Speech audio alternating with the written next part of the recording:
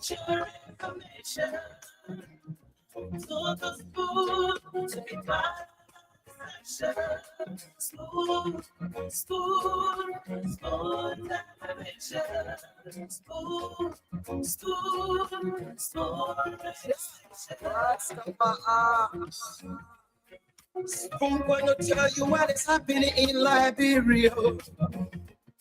Spoon gonna tell you what is happening in Moravia. Spoon gonna tell you what is happening in Africa. Just to the spoon, you just spoon you ain't know. If the trade preparing for starvation, just to the spoon. You want to get a news update, my brother, don't just spoon.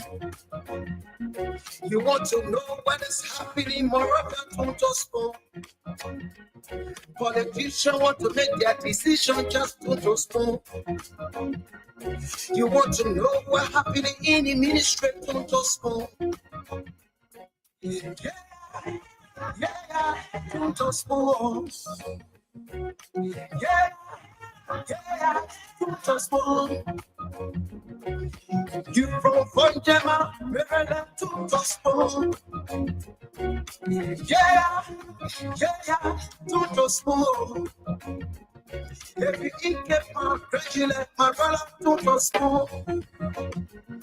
You got a Spoon TV, you got a Spoon Radio, don't just spoon.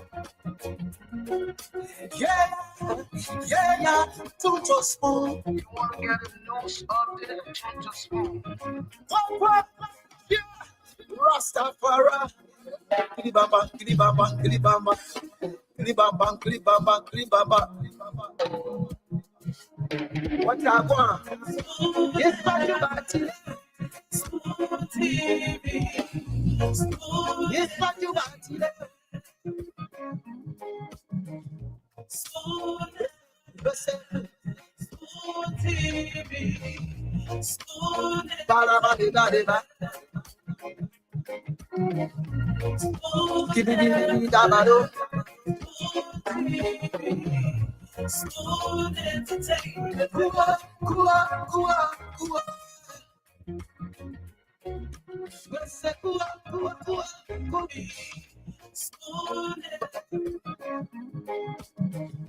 Spoon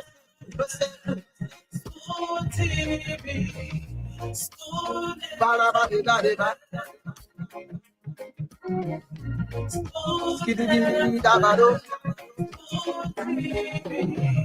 Spoon Entertainment. Kua.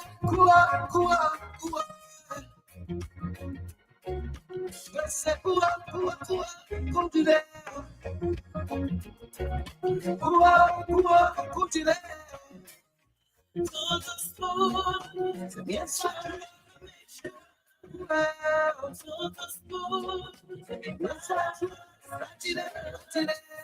of course, you tune into Spoon 107.5 FM. We're also live on Fabric 101.1 FM, and a host of other stations are relaying us all across Liberia. My name is Diamond Slunger. Today is the first day of June 2025, the sixth month of the year. Yep. So we've gone 6 months in 2025. A lot has happened within those 6 months of the year, and we've got at least, the latter half of the year to complete. So I want to say happy new month to all of you, irrespective of where you listening to us from or watching us from. I love to wish you all of the best this month of June. To those of you born in the month of June, a pre-birthday shout out to each and every one of you. Some amazing facts, though I've been doing some research, and it's always good to learn. We learn every day. So some fun facts about the month of June, according to some research.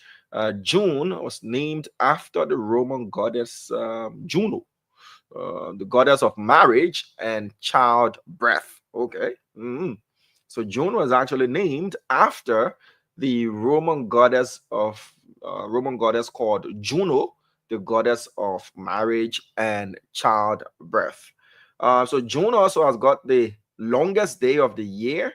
The summer solstice occurs in June. beginning the most daylight hours in the northern hemisphere. So for those of you in the northern hemisphere, you know, yeah, the upper part of the equator, those of you who experience summer and all of that, June brings the longest day, the day with the most daylight hours, according to research. Historical events as well. June 6th, 1944 marks D-Day. For those of you who are students of history, or you've got, you know, your bookworm when it comes to historical facts. Remember D-Day, World War II, the Allied forces invaded the beaches of Normandy in France, you know, and that, according to historians, began the downfall of the Nazi Germany. That is another fact for the month of June as well. And of course, June in many countries celebrate Father's Day.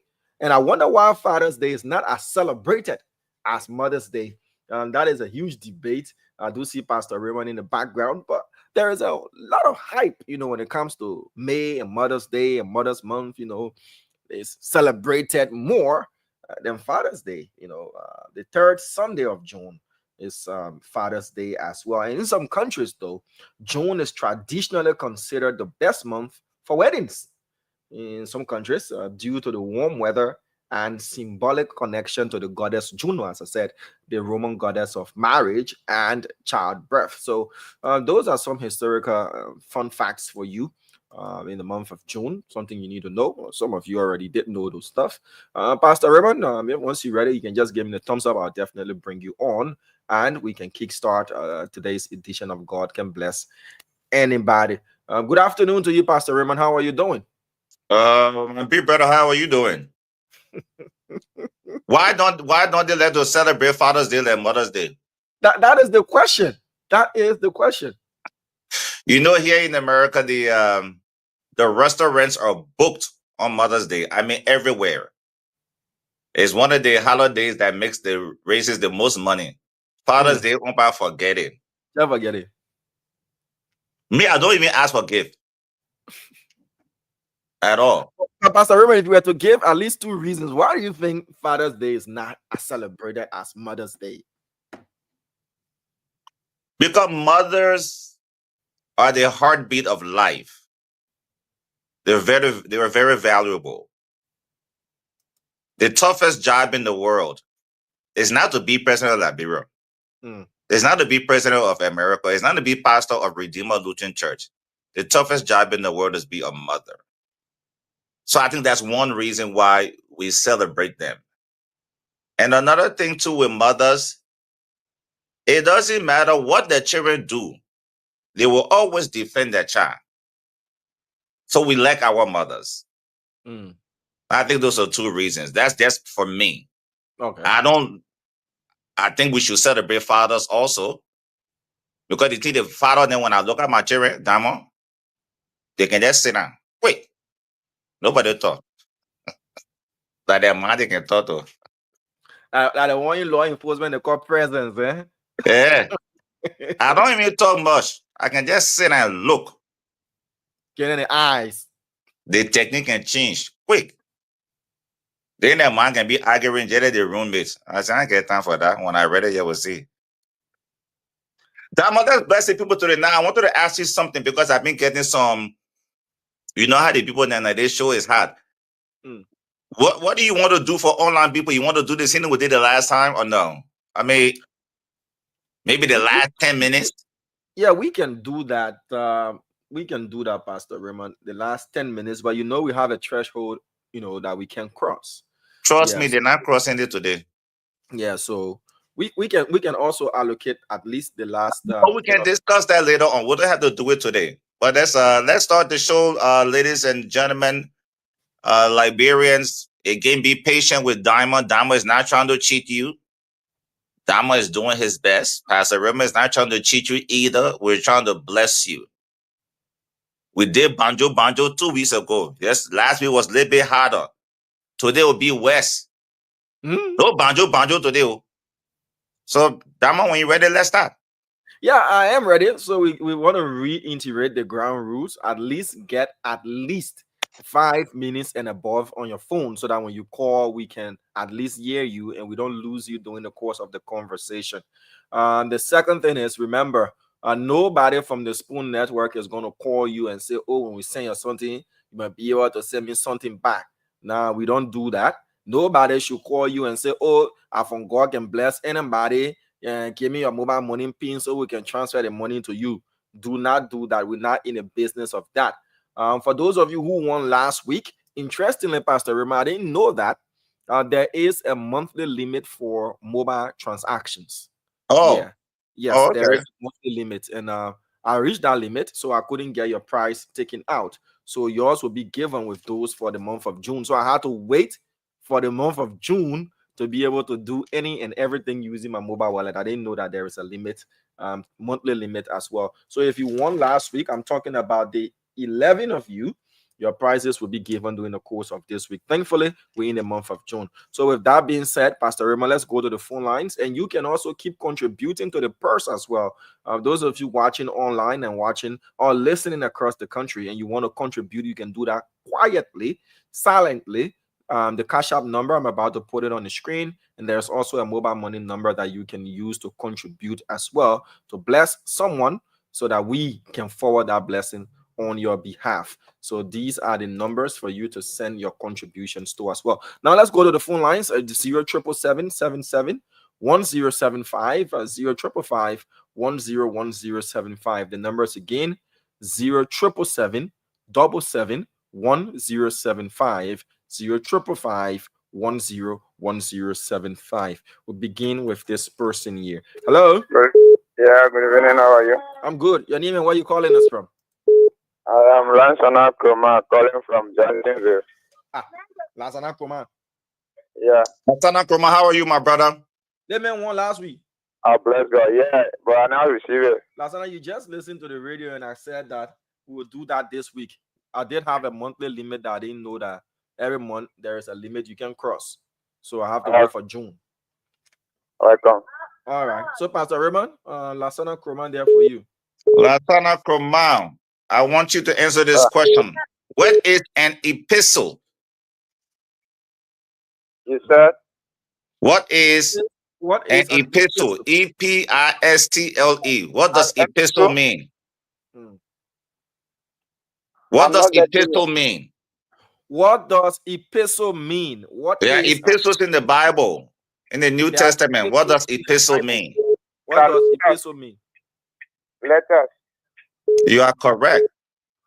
Wow. Lansana Kroma. Wow. You know your bow.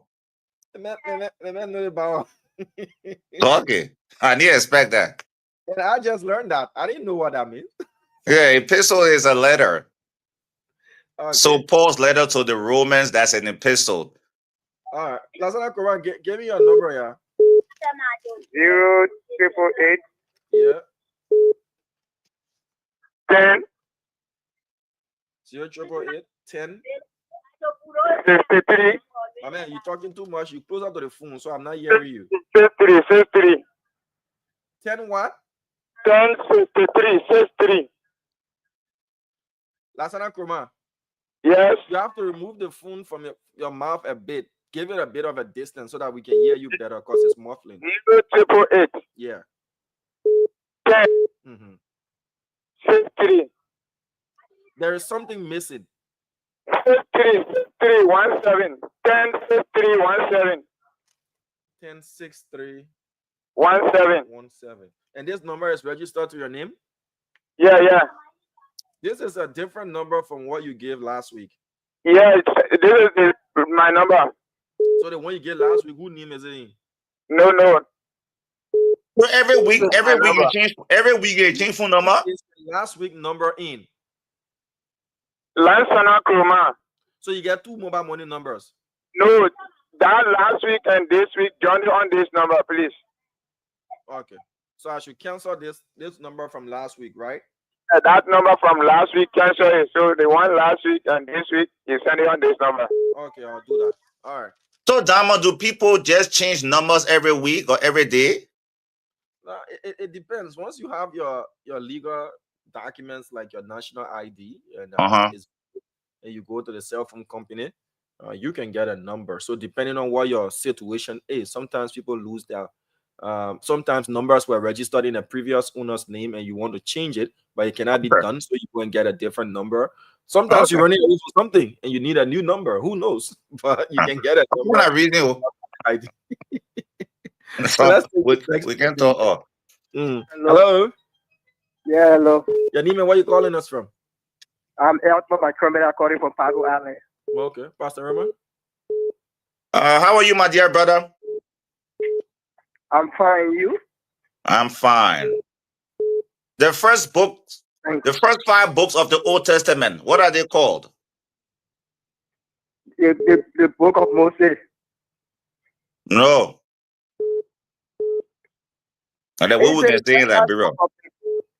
The Old Testament. Yeah. The first 5 books of the Old Testament, what are they called? The book of Moses. The book of law. No. Hello? Is it book or law wrong?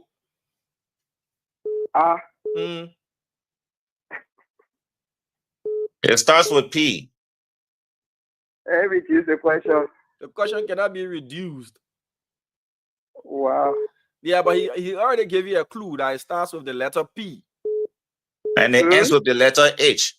It starts with the letter P and ends with the letter H. The book of prophecy. No, that No. chance of feeling now. Try again. All right. Let's wait. Yeah, try again. Let's replace you with somebody else. Probably that person might get the answer that you've already given them some clue to. Hello? It's a difficult question. It's Hello? a theological question. There you go. Hello? Yeah, hello? Your name and where you calling us from?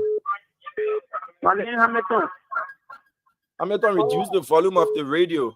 We're getting a feedback. Yeah, please. Yeah? All right. Pastor Raymond, please repeat the question. Hamilton, the first 5 books of the Bible in the Old Testament, what are they called? No. The Can you help me? first 5 books of the Old Testament, Yeah. they have a general name. What are they called? The first 5 books of the Old Testament.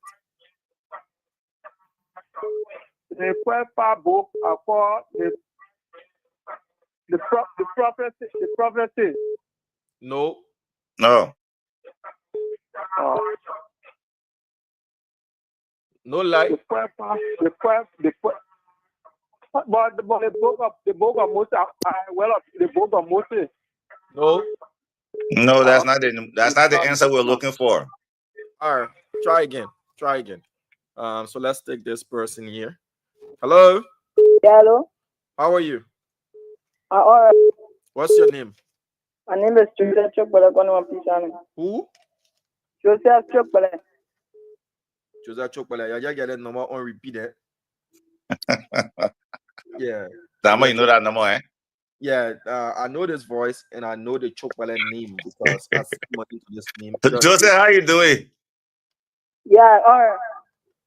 Okay, same question. The first 5 books of the Old Testament, what are they called? Yeah, they are called the Book of History. No, that not it. Yeah, are you trying? Yeah, you get one more try. Yeah, try again. It starts with a P and it ends with H. I don't really know. Why Chokbala with H? P-E. It start with it P-E-N. I start right there. That they clue that P-E-N at top. This one, banana, Sonny. Yeah, maybe you can. I know that, right? And you recognize the number? Oh yeah, I know the voice. Boy, man. Hello. Yeah, hello. Your name and where you calling us from? My name is Samuel. Eh? My name is Samuel. Samuel Wilson, take your time. You're already on the radio, yeah? Just take your time so that we can hear you better. Just speak a bit slower for us. What's your name again? Samuel Wille. Samuel Wilson. You say you're calling from where? Magibi. Maggie. What part of Mangibi? Eh? What part of Maggie? Mangibi. I go from Ambush. Ambush Curve. Pentecost. Ambush there. Oh, okay. That's along the RI highway. Okay. All right. The first 5 books of the Old Testament, what is it called? I have a question there. I think I will change the question with Damo. The first 5 books of the Old Testament. What are they called? Pentecost. You say what? Pentecost. You know what? I will allow your pronunciation to go. Why are you allowing that? You lower in the bar. Pentecost. It's not Pentecost. Try again. But you're on the right direction. It's Pente something, not Pentecost. Eh? What you I say know is that. almost right, but You already not get everybody way to answer it now. It's not. It's Pente something, but not Pentecost. not Pentecost. It's Penta something, but not Pentecost. Somebody around you to help you with it. Yeah, Tommy. You Yeah, already so- not start. It's not Pentecost because 5 that Penta. So now you not get there halfway now, but you not hear everybody else. Pentecost. Pente what? Pentecost. Now the same man talking, a different person talking. That's it. You are correct. Tommy. You are correct. All right, you win. You say, No what's your name? banjo today. Oh. No banjo today. Give me your name and your mobile money number. You say so? Now your number. Yeah. It raise up to your knee. I go to my party. All right, give me your PAN number. You say so? Mm-hmm. 33 Mm-hmm. 70 70. 44. Hold on. 0773 370744. Right? Yeah. And what's the name this number is registered to? Edward Bunny. Who? Edward Bunny. Edward Vanny. Edward Bunny. Okay, Chief. Thank you. Yeah. Yeah, thank you. Yeah. So we take another person. That, but that, before that was a difficult one, Damo. Yeah, that was a difficult one. Before that, the numbers to call 07777 1075 0555 101075 07777 1075 0555 101075. Those are the numbers to call. We'll take this next person here on the line. Hello. Hello, good evening, sir. How are you? I'm fine, huh? And you? I'm good. Your name and where you calling us from? Sunday, Israel. Israel. Yes, sir. You won it one time. Yeah, I won last week. Oh, boy, all the last week people just keep calling back. Should we craft a new rule that if you won last week, you can win the following week, you have to wait 2 weeks, another week? We'll have to discuss that because they keep calling back. You understand you haven't received it yet, Israel. I made the announcement and I'll say it again. I reached my monthly limit for the month of May. So I had to wait for June to be able to do any transaction. That's how it's done. I didn't know that. So if you win again, meaning I'll be sending you $20 during the course of this week. No problem, sir. All right. So Pastor Raymond. All right, here is your question. There are 12 books in the Bible that are called books of history. Name 6 of them. I can't hear you. Your voice is faint. Okay, let me repeat the question for you. So there are 12 Okay. books of the Bible that are called the books of history. They're in the New Testament, right, Pastor Raymond? Old Testament. Old Testament. They're in the Old Testament. There are 12 books called the books of history. So you are only Yeah. to name 6 out of the 12. Only 6 out of the Name 12. 6. Okay. You have Leviticus. You have Exodus. You have Judges. You have Genesis. Who? You have Leviticus, not one of them. No Genesis. Who is it? Hello. Yeah, it says you can name them over. Start over. Leviticus, not one of them. I can name them how. Just Go name ahead. them. Yeah. Yeah, I say you have Judges, Mm-hmm. you have Leviticus, you have Deuteronomy. No, You have Leviticus is not there. Leviticus and Deuteronomy not part of it. Deuteronomy. Deuteronomy Yeah, is not Exodus. there. Deuteronomy and Leviticus not part of it, Papa. Those are the books of law. I'm talking about books of history. Hello. Yeah, go ahead. I say you have Judges, Mm-hmm. you have Exodus. No. No. Okay. That means I'm You not got getting Judges. it. Judges is correct. Judges You is helping there. other people who will come later on. Mm-hmm. Samuel, First Samuel, and Second You Samuel. need 5 more. You got Judges, 5 more. He mentioned 1 Samuel and 2 Samuel, so that's 3. Okay, that's 3. Mm-hmm. You need 3 So more. you have Esther. Who? So I say you have Book of Esther. Esther? Yeah, Esther. No. No Esther there. That's fine. So You have Esther Book there. of Chronicles. Esther see. there. So you got to name 2 more. Book of Chronicles. Chronicles. Okay. Yes. First and Second Chronicles. Okay, then you got all. The message Chronicles, the man say 1st and 2nd. You just gave me the Diamond man. Diamond. Diamond, you're getting poor out. The man say 1st and 2nd, then that would have qualified as 2. Because he right, he said Chronicle, that means that just 5. He still need 1 more. One more. Kings, the Book of Kings. Okay, you need all 6 now. You're correct. Or should I say First King and Second King? Then if you go overboard, Hey, now you go over, but you're not going to 7 now. Hey, the guy show you off now. no, when you go to 7, then I fail to follow instruction, then you lose the bar. Then you that empty hour you giving you. Okay, so Israel, you got additional $10 for this week. So if the number is constant, then it's an orange number that ends with 86, right? This is my orange number. So that's what I'm saying. It's the same number from last week that ends with 86, right? Yes, sir. All right, so I'll just write the number here to make sure I do not make a mistake. 0773788686, right? Yeah. Okay, well, congratulations to you. Thank you, I appreciate it. The full name is Sunday Israel. Okay, Sunday Israel. Yes, sir. His name is Sunday Israel. Yeah, Sunday Israel. Wow. What a name. Yeah. So if you're just joining us, folks, this is God Can Bless Anybody on the Spoon Network, and it means God can bless anybody. We're not doing double or nothing this time around.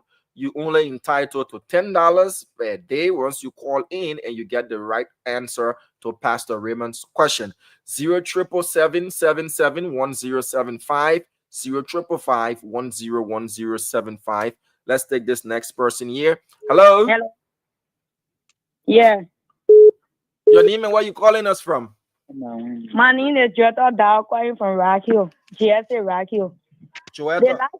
The last time I win, but you say my money. Hey, Joetta, so that everybody will call. I'm not explaining the thing to the people again, yeah. Yeah. Explain it again now. But my name there.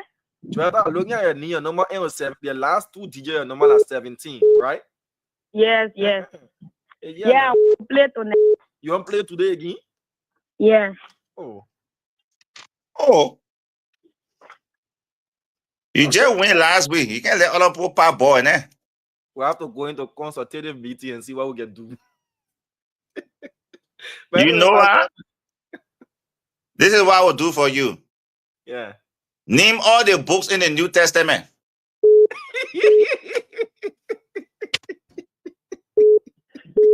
Joetta. Yes. Name all the books in the New Testament. Name all of them.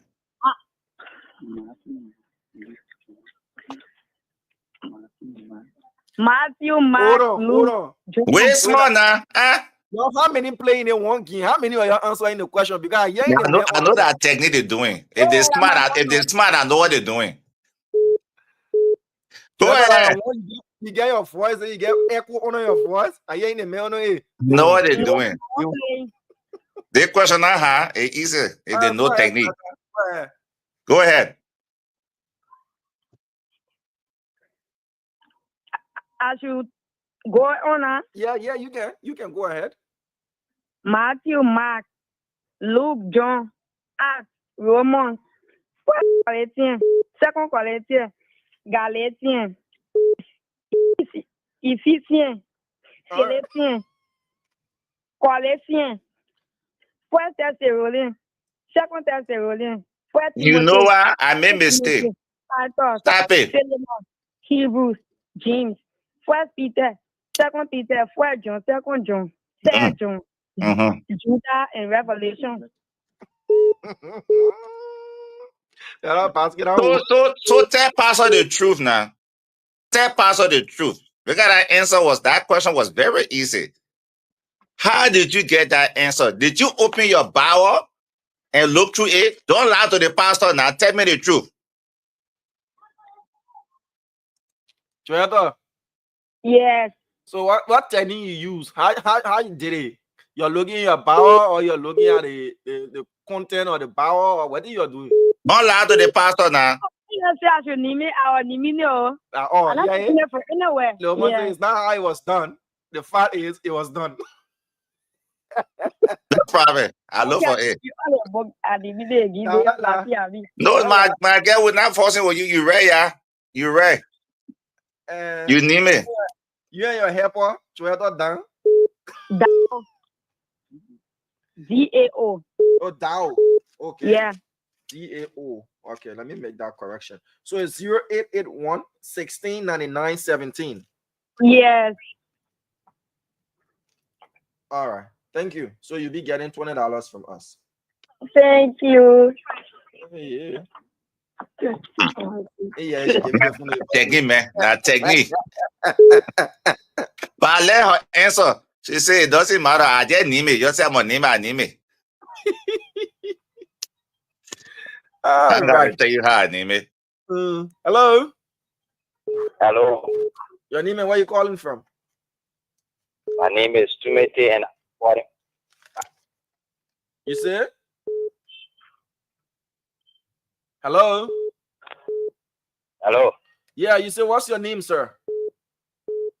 Timothy is my name. I'm coming from Mount Barkley. Oh, Timothy from Mount Barkley. Timothy from Mount Barkley. How are you, my dear brother? Timothy. Che?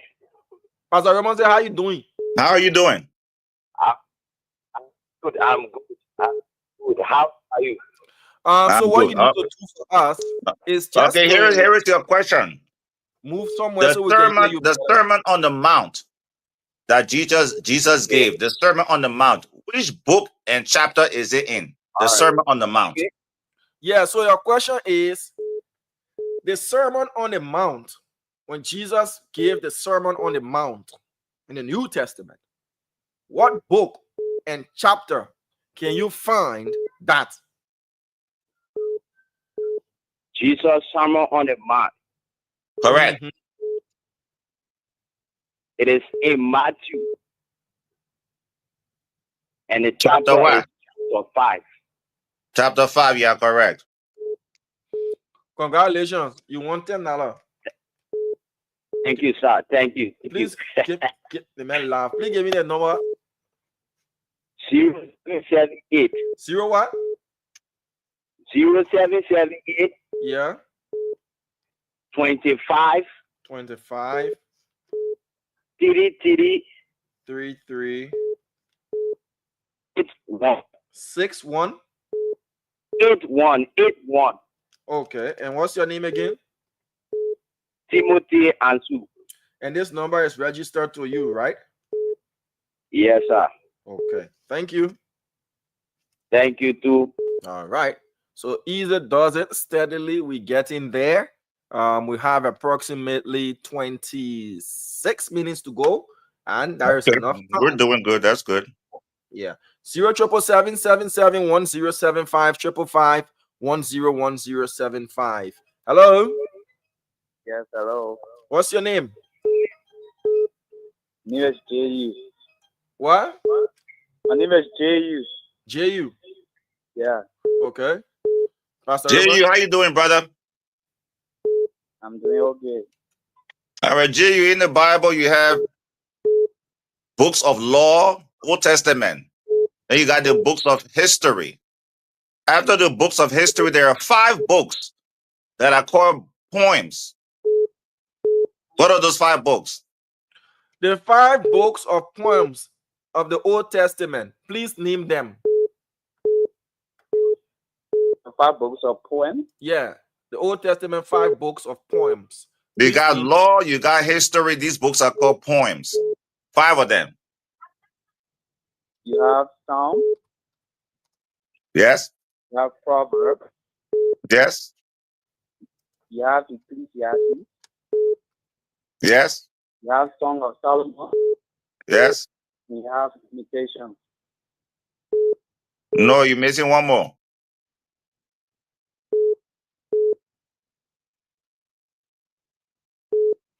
Come on, now, you're not named 4. Hello. One more. Yes, hello. J.U., please name the 5. You need 4, man. Come on. You need one more. Psalm. Mm-hmm. Proverbs. Mm-hmm. Ecclesiastes. Mm-hmm. Song of Solomon. Mm-hmm.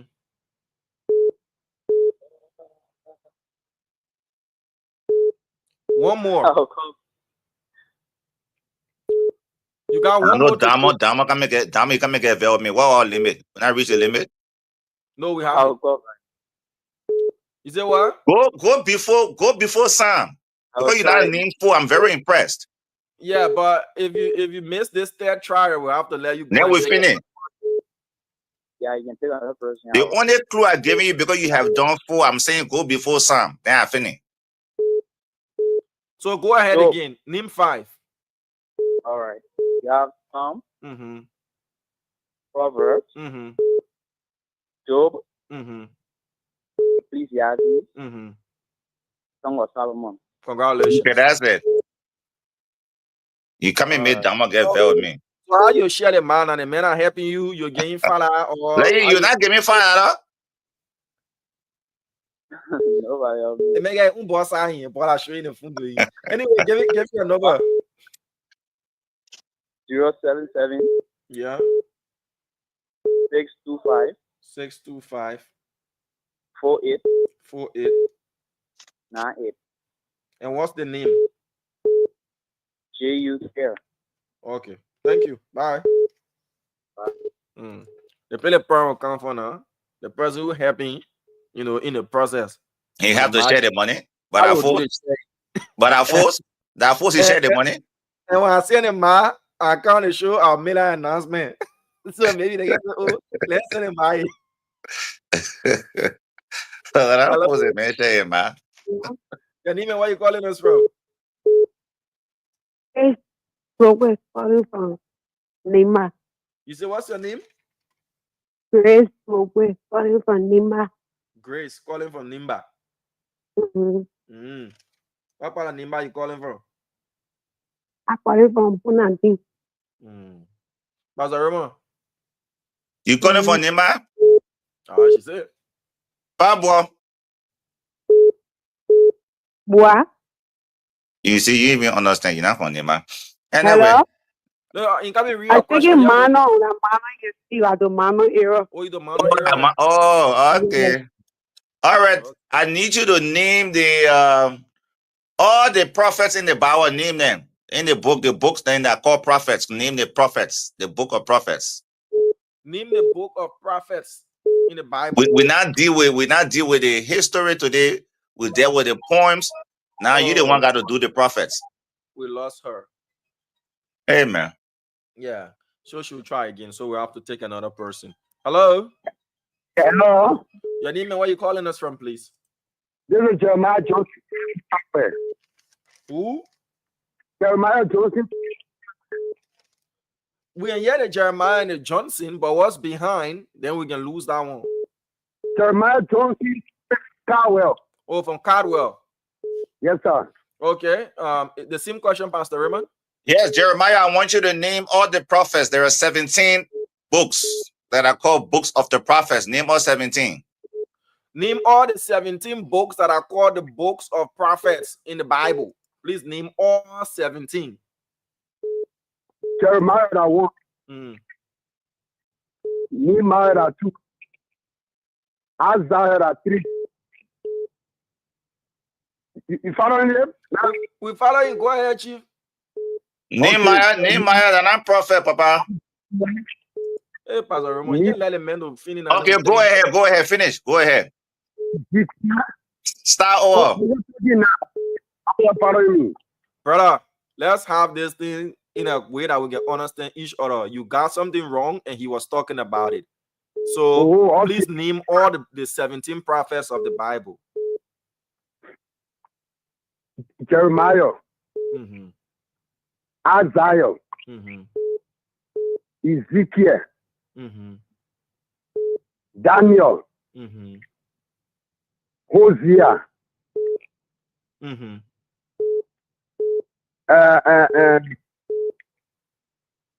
America,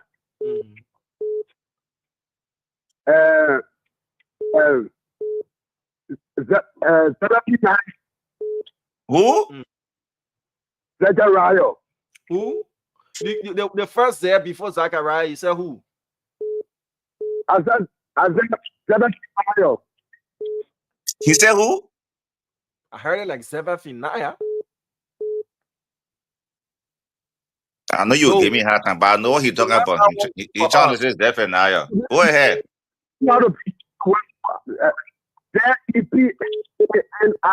Okay, I understand. Go ahead, Papa. Go ahead. We have time for now. Then we got Hosea.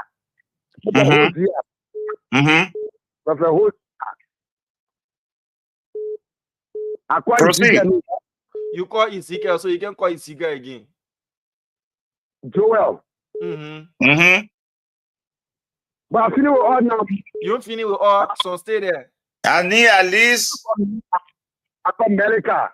You call America. Okay. Yeah. The 17 now. The 17 are finished. I think you get one more. Let me help you now. Start with Ish. The 17 are finished, brother. We look at later and continue. Yeah, but how to call it? You said the book of the book. Let me help you small now. One of them start with Ish. You already not say Hosea. There's another one that start with Ish. Mecca. Okay, Micah, there you go. But the one with Ish. But you now do well now. Your back got the ball. But you did really well. Micah and the last one. Oh my God! What? You now do too well. You know what? Dama, he did too well. So now let him pop ball. Okay, you did well. You are blessed. You did well. You did extremely well. That's impressive. So you are blessed. Pastor Romo, it is not like there isn't the possibility of search engines. So when people call, for me, I take it as either they know you at the top of their head or they're doing a search engine. But no, they know it. They do. Someone else doing search engine. So if you're doing search engine or whatever it is, give us the right answer. Because but the thing, just have your bow. Let me tell you. Just have your bow you from you. If any. Okay. This is the last time. So me and Damo don't force because Damo get very mean. Because Pastor Romo, he said no banjo, but in banjo. Okay, no banjo. But the man name at least 10. The man lead at least 10, man. You know what? 077. Yeah. 6039. 6039 what? 1717. And your name is? Jeremiah Johnson. Jeremiah Johnson. Yes, sir. So let me read your number: 0771 Yeah. 603917. Yes, sir. That is. Since you name your level 1 with deduct $1, so that $9 you get.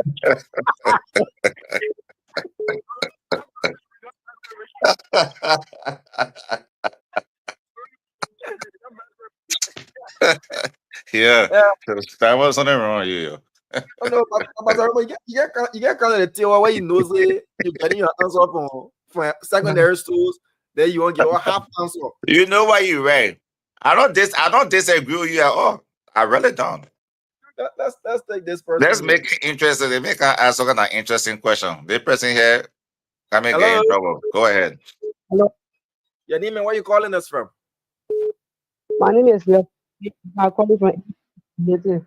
Blessing, your line is cracking, so we're not really hearing you. So please repeat yourself. You hearing me? Yeah, you say your name is Blessing and you're calling from where? I said Melvin. Oh, Melvina. Yes. You see, all right, yeah. Melvina number? What's your last name? Melvina. Nah, Melvina number. I told you. Look, Dama, I've been know the. You will see who can make call after all. It will be Samuel number. Do I know them? A technique. Hey, Pastor, remember get your question, yeah. Melvina, my dear friend, who were the two apostles that were sent to preach to the Gentiles? Who were the two apostles that were sent to preach to the Gentiles? Mm-hmm. I was sent to. After all, be Solomon. The tapping, you know, the looking for the I know. All that thing and delay that, you know. Why not got to cut the thing all quick? I'm going out because I did a meeting with our time. No. 5 more seconds. So no, you can't do that, dog. You do the thing every week. One more time. No, I usually come in, we spend 3 hours on a call. Oh, we got other people. We don't have much time. We only got 10 minutes left. Next week, man. Later, man.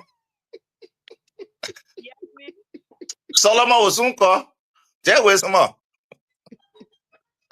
Hello? Because Solomon already now get it, he now research the question. Yeah, but we change it. Patience Harris calling for Johnsonville. Precious Harris.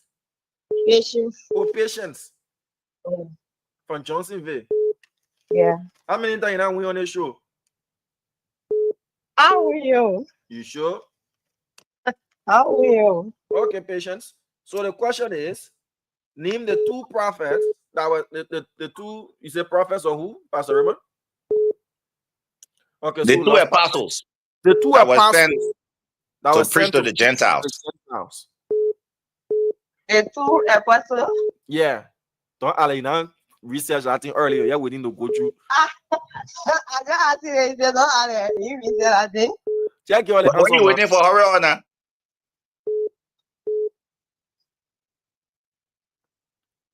Patience. Patience didn't research it. She researching it now. Okay. So we lost Patience there. We'll take this next person and I'm sure they'll give all the answer off the cuff. Hello? Monsanga. Yes, sir. How you doing? My name is Moses from Zubatan, Dupo Road. I'm good, Moses from Zubatan, Dupo Road. Should I repeat the question or you already know the answer? No, I just been calling my phone. I'm gonna repeat the question. We're not asking you any question about Moses. You got that one, you get it. The question is, there were two apostles in the New Testament that were sent to preach to the Gentiles. What they name? Two of them. So you got the question? The two apostles are the one? The two apostles that were sent to preach to the Gentiles. Name the two of them. Paul and Silas. Yeah, correct. I know the answer. You mind that technique you want to play up. They see when they put in basket. Well, maybe Jama, I need to. If the people miss the question, I will not ask it again. I get your We number back. understand it's falling titles. We get it. I think when I ask the question and they miss it, I will not repeat the question because they're playing technique. 7 343. 343. Thank you. All right. All right. So we have 10 minutes to go. See you or something. How you doing, Chief? Yeah, 10 minutes. What's up, brother? How you doing? D Pastor, how you doing? I'm fine, my brother. You gotta put D in for your name. Eh? Where did D coming for in for your name? All right, come on. It's my title, D. How the family, man? Who on the tail? Yeah, that's the food I can remember eating so. Potato greens. Nah. Flour sauce. Nah. Pineapple. I just can't remember eating that, man. It's very juicy. Palm butter. I've not eaten palm butter almost 4 years. Okay. Yeah. I can't remember eating a stew, just a fish. You ate a stew? Please, man, don't get confused out here. A chicken and a fish. Why you can't just eat pepper soup? No, it's not pepper soup. It's like a gravy kind, you know. All right, I would like for you to ask the people some questions, man. As I have a question, how many questions are you giving me? For the rest of the 10 minutes, you got 9 minutes to ask questions. Oh, you guys, okay. So we are almost done. Actually, we want to give you enough time so we'll be done in. Let's do 3 more so you can have your break. So transition. Okay, because we got a show coming up. We got right, so let's do 2 more questions. Ask the next 2 questions, and then you can transition to your show. We got a big show coming up. No problem. Person here. Hello. Hello. Your name and where you calling from? My name is Kumar calling from Abuja. You say your name is what, Kruma? Marshall. Okay. See you. Yes, sir. I mean, I'm sorry, I'm not going to ask questions. I will sit back and just be an observer. My folks yesterday, I shouldn't ask questions because I was. Okay, then I will ask my question. You say what your name? I said Marshall. You say your name Esther? Marshall. Oh, Marshall. Marshall, who was the uncle of Esther? King Isaac. The uncle of Esther, man, that Mordecai. Oh, boy. They say the answer that Mordecai, just say you win your money because you finish it, see you get the answer. So don't say anything again. Just answer. Don't call no name again, I guess. Esther. You say your people say you shouldn't ask questions. Did they tell you to answer questions? Eh? Monica. Oh, Monica, where you know that one from? Hello, man. Give me your number, yeah. The man named Mordecai, and she said Monica. So that Monica, go ahead. See you what? Don't worry. This is the last question of the day I come and ask. I will see how you and your CEO answer the question. 080. Yes, 29. 42. 42. 52. 52. And this number is registered to your name? Yes, my thank you. Bye-bye. Yesterday they open both tears. No, but they Mr. Witherspoon said people told him how to ask questions. But did they tell him to answer questions?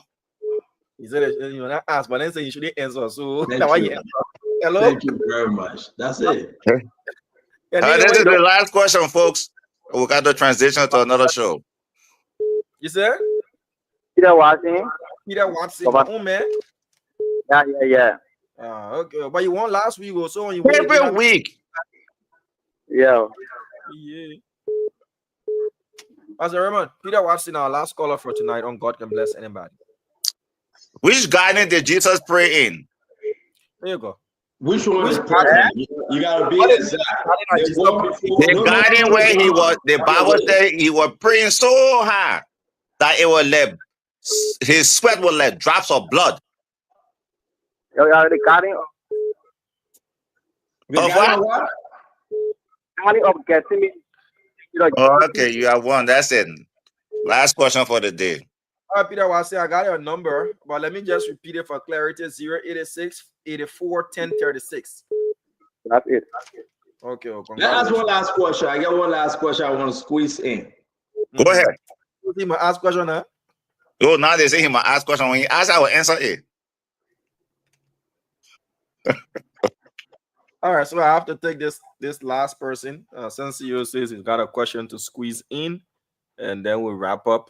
Give us time to transition for the next segment of the show. Hello. Yeah, we got a lot coming up. My man, which part of why you give me an afternoon at that time? I well. You in Dubai? I call. Afternoon you call where? I must say good night. And then what you say, but No, you must say good evening. No, afternoon. Yeah. They get on the show how. So that's so much easy question because to get to the Let us show see you ask you. But if you tell you that to get to the show high, then the question will be high. But don't make it hard. So when somebody about somebody when you read My man, you talking too much. Your data will finish. no, okay. See you, what's your question? My question, which one of the what's the name of the tree that Jesus cursed? Oh, but I want that easy one at the fig tree. FIG, that the fig tree. FIG, fig tree. That the fig tree. That one easy, brother. That the fig tree. I changed my question. No, you can't change question here. I changed my question. That is fig tree. You're correct. That is fig tree. I changed my question. No. How you change question? Tell him, man, I changed my question. Did I change my own? When you answer Mordecai? That is fig tree, brother. You finished doing your own now, right? Fig tree. So let the man get his pop. I will ask my real question. Give it to the man. Hello? Yeah, number please. 49. You do your own, I do my own. I will finish now. No problem. He said, what's the name? I'm Moses Gila. GELOR. Okay. Thank you, yeah? Yeah, thank you too. But Diamond, the man play technique on me. I can't play technique back. No, I have no problem. No. I have no problem. What I'm saying to you, so you have done yours, right? Yes. So now we're even. We are even. So you see, in the Bible, right? And deep answer is on. You cannot pay an eye for an eye. That's the Old Testament. Jesus Christ said, if thy brother offend thee, forgive him 70 times 7. The pastor just said an eye for an eye. So I didn't do eye for an eye. He said, you do me, I do you. I didn't do eye for an eye. I did tooth for a tooth. Okay. I didn't do eye for eye. I did teeth for teeth. Okay, so you finish. I left your eye alone. You left the eye alone. I'm feeling now. Go ahead. Ask your real question. So my question, let's get the next one. I'll be patient on your show because at your show, I'll be very patient. Hello? Yeah, hello. Your name and where you calling from? My name is Promise. We're calling for Timor Village. Promise? Yeah. Okay. See you. Promise. Promise, how you doing? All right. Promise, how old are you, Promise? I'm 19 years. Okay. Which grade you in, Promise? What class are you? In 9th grade. Okay. You 19-year-old in 9th grade? Stanton, don't ask questions. Stanton, stop it. Bro, you know the technique. You know the yeah. No more they get. Yeah, I was supposed to be in February. I never go to school last year. Man, don't listen to him. You're supposed to be out of high school. You even so be. Yeah, I want to Stanton, stop it, member. You know. But which school you in? Promise, which Well, school? well, Hester. Promise, which school are you attending? I attended Damo. Where is it? Never heard of it. In Mamastown. In Mambanstown. You know that school, Damo? So it's around the RIA highway area. Oh, I know that school. Promise. Yeah. Okay. What we're going to do today, we're going to try our hardest best to send Damo to your school. Give Damo your full name, the phone number. Let him go to your school that we can pay the rest of your school fee that you owe him, okay? Amen. That's the best question you could have asked for. Did she hear my answer? Promise? Yeah. So the Yeah. I will go to your school tomorrow. You give me your number. I'll call you tomorrow. I'll go to your school and we'll sort out your fees so that you wouldn't have to stay out of school. Yeah? They ready was She so what? the administration are working. they're working. So give me your number. Let me go handle that part. And you should be saying congrats. You should be saying thank you. Thank you. Yes. It's not easy for Did she someone even understand what just happened? No, so you not worry about school fee. She understand it. Wait, get a chance to talk. Promise, what you say? Tell us, what are you saying? I'm hearing the thing. See, you stay So now you, that I think the game understand what just happened. Wait, Pastor Raymond, let you help. see. Thank you. For what thing? Mama says you know you. All right, get a phone to your. Hello? Hello, Mama. Yeah. My name is Teresa. How are you? I already. I think for mother. Last year, my children never go to school. They're breaking spoon. Now this year, they only want to try to go to more. That the place you are saying, but all the other people saying, but you're taking, God bless you. You say you're taking from that God on their back. Amen. Wow. Amen. Yeah. Amen. Let's see you. Thank you. That God bless you. That God got him and protect you from all danger. Amen.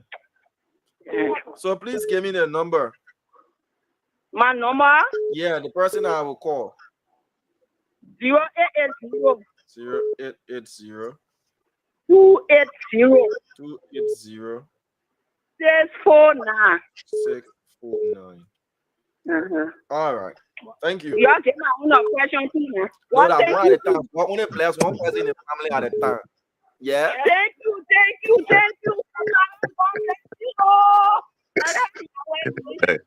All right. Yeah, give my other question. I'm done with the question. The Lord I'm done with the question, but we're not. God can bless anytime, and this is why we do here on the show. Somebody been praying since last year, Pastor Raymond. Her children couldn't go to school. They didn't go to school last year.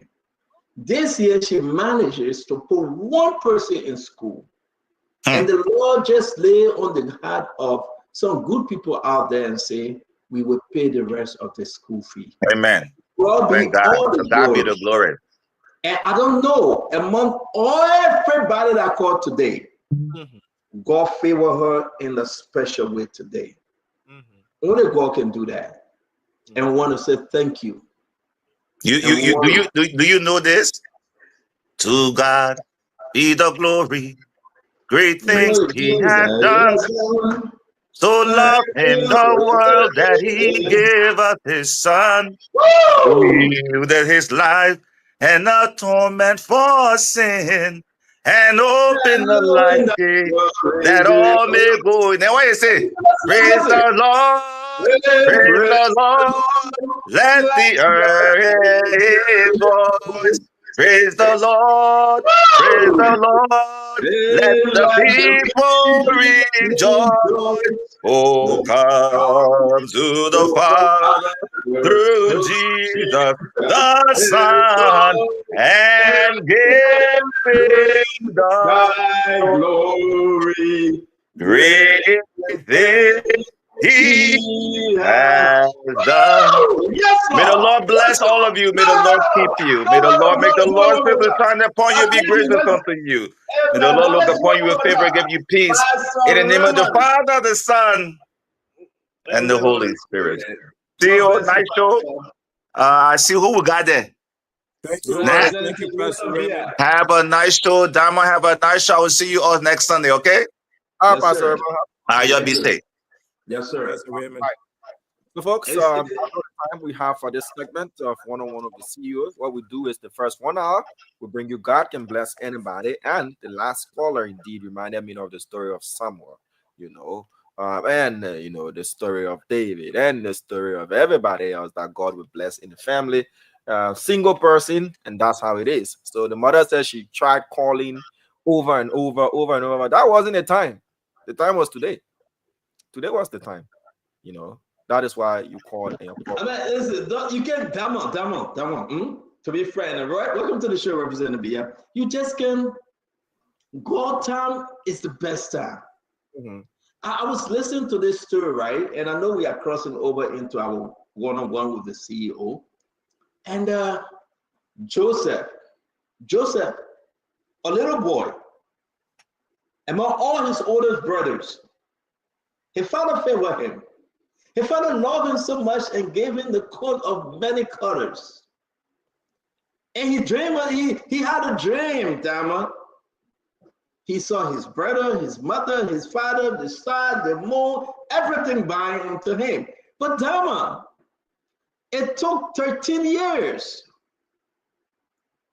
for that dream to come to pass. He saw a dream, but the preparation to get to that dream in real time took 13 years. But what happened to Joseph?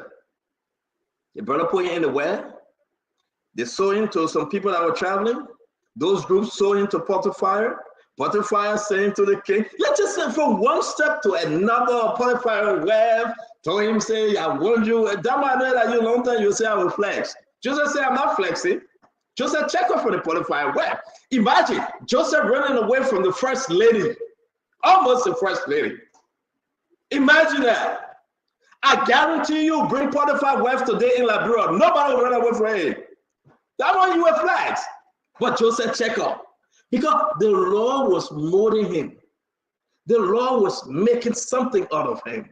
He went through the fire. He went through the water. He went up the mountain. He went down in the well, deep down in the valley. And when the time came, the king said, there is nobody in the entire Egypt that can interpret dream and give me such an advice. You will be next to me. A slave, an Israeli. Imagine how many people got jealous on the way. All the musicians were jealous. All the governors, they were angry. This slave? And the rest is the history we're going to tell. So today, I don't know, when she called Diamond, I felt something hitting me so hard. You know, I really don't do this, to tell you the truth.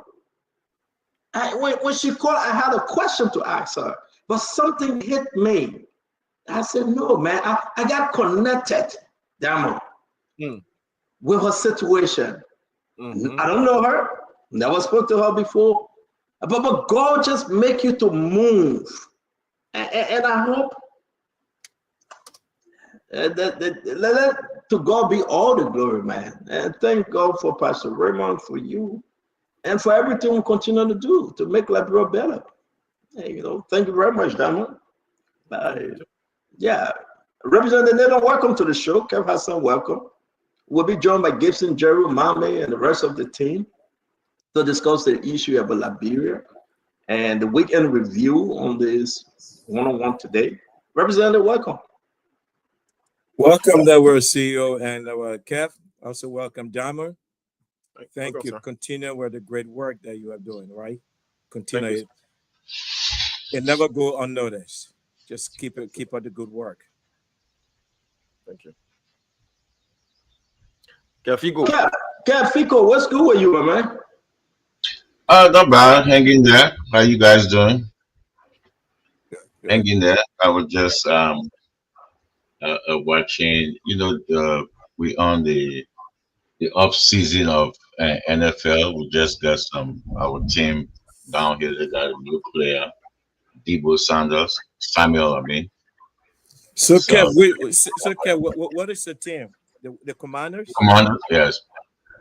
When was the last time the Commander won a championship, Kev? Man, that way in the 80s, man, a long time. Yeah, but we're building a good team. We're building a good team. Yeah, continue building. I saw that Bill Belichick went to the Pittsburgh Steelers, right? No, that's not true. That was that's not true. No, that's not true. It's like these reports that comes in and say like. Are you kidding me? Yeah, it's not true. Like it's one of these rumors like where stuff that comes out like what they want to happen. That's kind of like that. Those kind of stuff. I was happy though. Anyway, you're from England, so you should know that better than I. I was happy that he was going. Then I was thinking, I said maybe they're going to take Coach Love to another better team out there. But I think, is he still with the Steelers though? Who? The Steelers coach. Yeah, he's still there. So, but then what information came up that? Because no, the reality is like the rumors they want Belichick to work. It just it's like these gossip website and stuff like that. So, okay. Yeah. That means they want Belichick to go to Steelers. You see how they do the politics here? They want Belichick to go over to Pittsburgh. So now they are saying it's happening. If the people grab onto it, then I give a reason for it to happen. These guys, they make money. Belichick is stuck in at UNC right now, Chapel Hill. Wow. But I mean, how many rings he have? Wow, 4, 5? Oh. How about that? No, from the Giants, he had I think about 2 from the Giants there for the Patriots. So those total probably Belichick have about 8 on. Yeah, roughly about 8 on. Wow. Yeah. Wow. Wow. And I'll tell you what, man, listen, we are not talking about soccer, we're talking about American football. So I think you lost it. Go ahead. No, you know what? I'm forced to call on this one now. I'm going to call Dr. Richardson Husband. He's a Pittsburgh Steelers fan. Steelers fan? Oh. Yeah, I really want. Let's see if he will pick up because I really want to know are they going to fire his coach? He's a diehard Steelers fan, man. He's a diehard. But Mike Tomlin.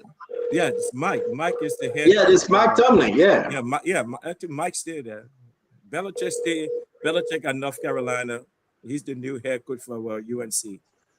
Yeah, Mr. Richardson. I'm sorry I get you on speaker about the football thing. I heard that Bill Belichick going to take over your team, the Steelers. Is that true? But stop joking, If that was true, that man would do a double play. But it's not. But why you stop joking? The man got 7 to 8 rings. You're gonna say stop joking? How many rings you got? Who was? Yeah. Pittsburgh got 6, but don't be playing. Pittsburgh got 6. Yeah. Oh yeah, so Pittsburgh right there. Wow. How many Tom Mike got for you guys? How many? Tomlin got 1. Yeah. Oh, he got 1. Mike okay. Got 1. But he has 17.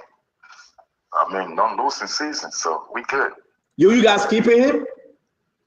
Yeah, we extended the man for another 3 years, but yeah. Oh, this season you extended him? Yeah. I said the man ain't going. The man go anywhere. The man not going. How much? How much is he making? I'm not sure how much the contract, but I've been making good money. But wow! Stop playing with Steelers like that. No, I'm serious though. I saw something that you guys were bringing in Bill Belichick, and that's why I just asked Representative Nathan. He said, "No, that's not true." Belichick ain't going nowhere. He was still right away there. I'll tell you, North Carolina, right there. So you guys want to keep your quarterback? Who? The young guy. Yeah.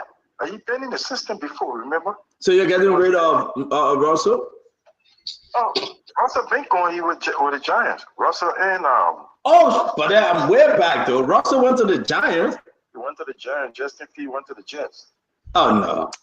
Oh no. Oh, but you guys are in a bad shape for this season though. Nah. Look, people don't understand. The Steelers will find ways to make things work. You know, we're a blue-collar team. We don't just...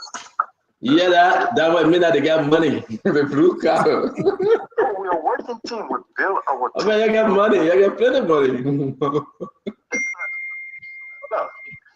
You know what people don't understand about Pittsburgh is that we don't look for celebrities, right? Now, don't get me wrong. We try to pursue Aaron Rodgers. Now, that one decision I don't agree with. Exactly. Rodgers' time is already done, so I really don't agree with it. But we have what's the guy's name? He just left us for 1 year. He went to Tennessee, and we got him back. You know, so I think we're comfortable with him. He used to the system, even though he's gonna have to get adjusted to Arthur Smith's offense. But I think he's good. And we got 2 other quarterbacks that we can work with. Yeah, but my thing is that before we let you go, how long you guys going to keep Mike Tomlin for, man? He's like a grandfather coach in there. Oh, my man, if the man is winning, we want to go beyond the first round of the playoffs, right? But you got to give the team everything it needs. The coach has to have all of the players that they need to be successful. We have been struggling for quarterback, you know, for the last 3 years. Mr. Richardson, let me ask you one quick question before we get into the real show here. So, who is the Pittsburgh Steelers kryptonite right now? Previously, it was the Patriots when Tom Brady was there. It was you guys' kryptonite. Now, who is the kryptonite for the Pittsburgh Steelers right now? For you guys to pass through that in the second now, we're going to do this. But we have to pass through these guys. Is the Chiefs? Is that the Chiefs? The Chiefs? Nah, it's not the Chiefs. It's not the Bills. Because remember now, we lost to those teams. We beat them also, right? Our problem is we become one-dimensional when we get into the playoffs. Because if either we don't have the quarterback that we need or we don't have the receiving core that we need. Last year, we had the receiving core, but we didn't have the quarterback. No quarterback. No quarterback. This year, we are somewhere there with the receiving core. We got DK Metcalf. We have Austin. We have Roman. What's the kid's name? But these are all young players. And that's what the team is doing. The Steelers is building. Now, we're trying to get that quarterback like we did when we got I heard this last season, man. I heard the same story. Like every year, every season, you're coming with that same excuse, man. Last season, we built our hopes around Russell Wilson, and they went and benched Justin Field. And I wasn't a Russell Wilson fan. Justin Fields is a younger quarterback, you know. Justin Field is a good kid. They didn't give him chance to get adjusted to the system. Remember now, last season we started off, he was 4-2. The first 6 games he played, they benched him and brought in Russell. With Russell, I think we went 6-7, and then we lost in the playoff. But if you look at the play, Russell couldn't scramble right. And besides that moon ball or whatever name they call it, he threw a lot of interception. Justin Field threw 1 interception last year out of the 6 games he played. So, Stanton, here what we're going to do with Mr. Richardson, right? So we would track every week when the NFL season started in September, we'll track the Steelers. We'll track the Steelers and we'll track the minors. He would not show up. Trust me. No, he would not show up. No, I ain't going nowhere. In fact, I will come with my full gear. My full steel gear. You know me. Look, my basement is gold and black. Gold and black. Well, I wish you guys luck, and I seriously saying to you that at the end of the day, I think you guys need more help. You guys have the money. I don't know it's about the player. Try tell them, go to Nigeria, go to Liberia, go bring in players. They got some giants over there. That's soccer, man. That football. Football. The people don't even know the game.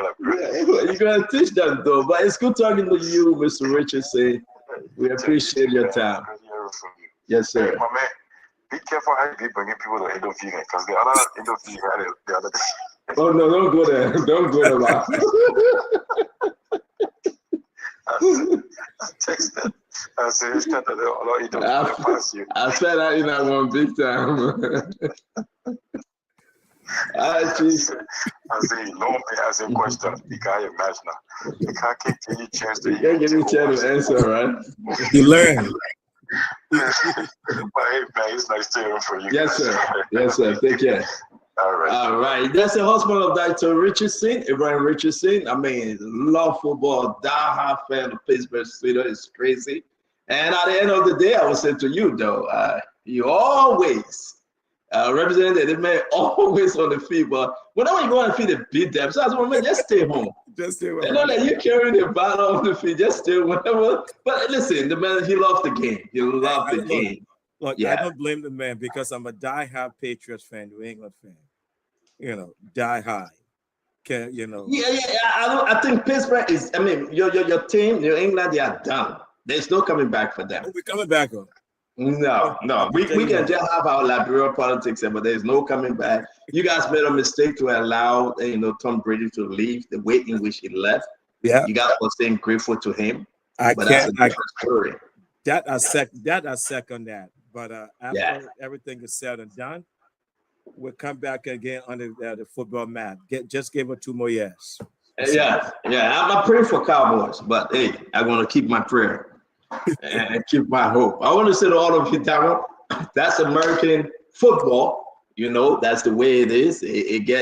Listen, down on all the basement everywhere, and get juice with pizza and chicken wing and soda and the beer and everything. People celebrate the game, man. They billions of dollars into this sport. It make the men happy. It make the men stay home, by the way.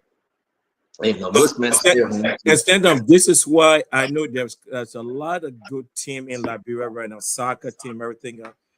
But we got to go back to basic in Liberia. If you go to Ghana, Ashanti, Kotoko, and stay there. They stay strong, right?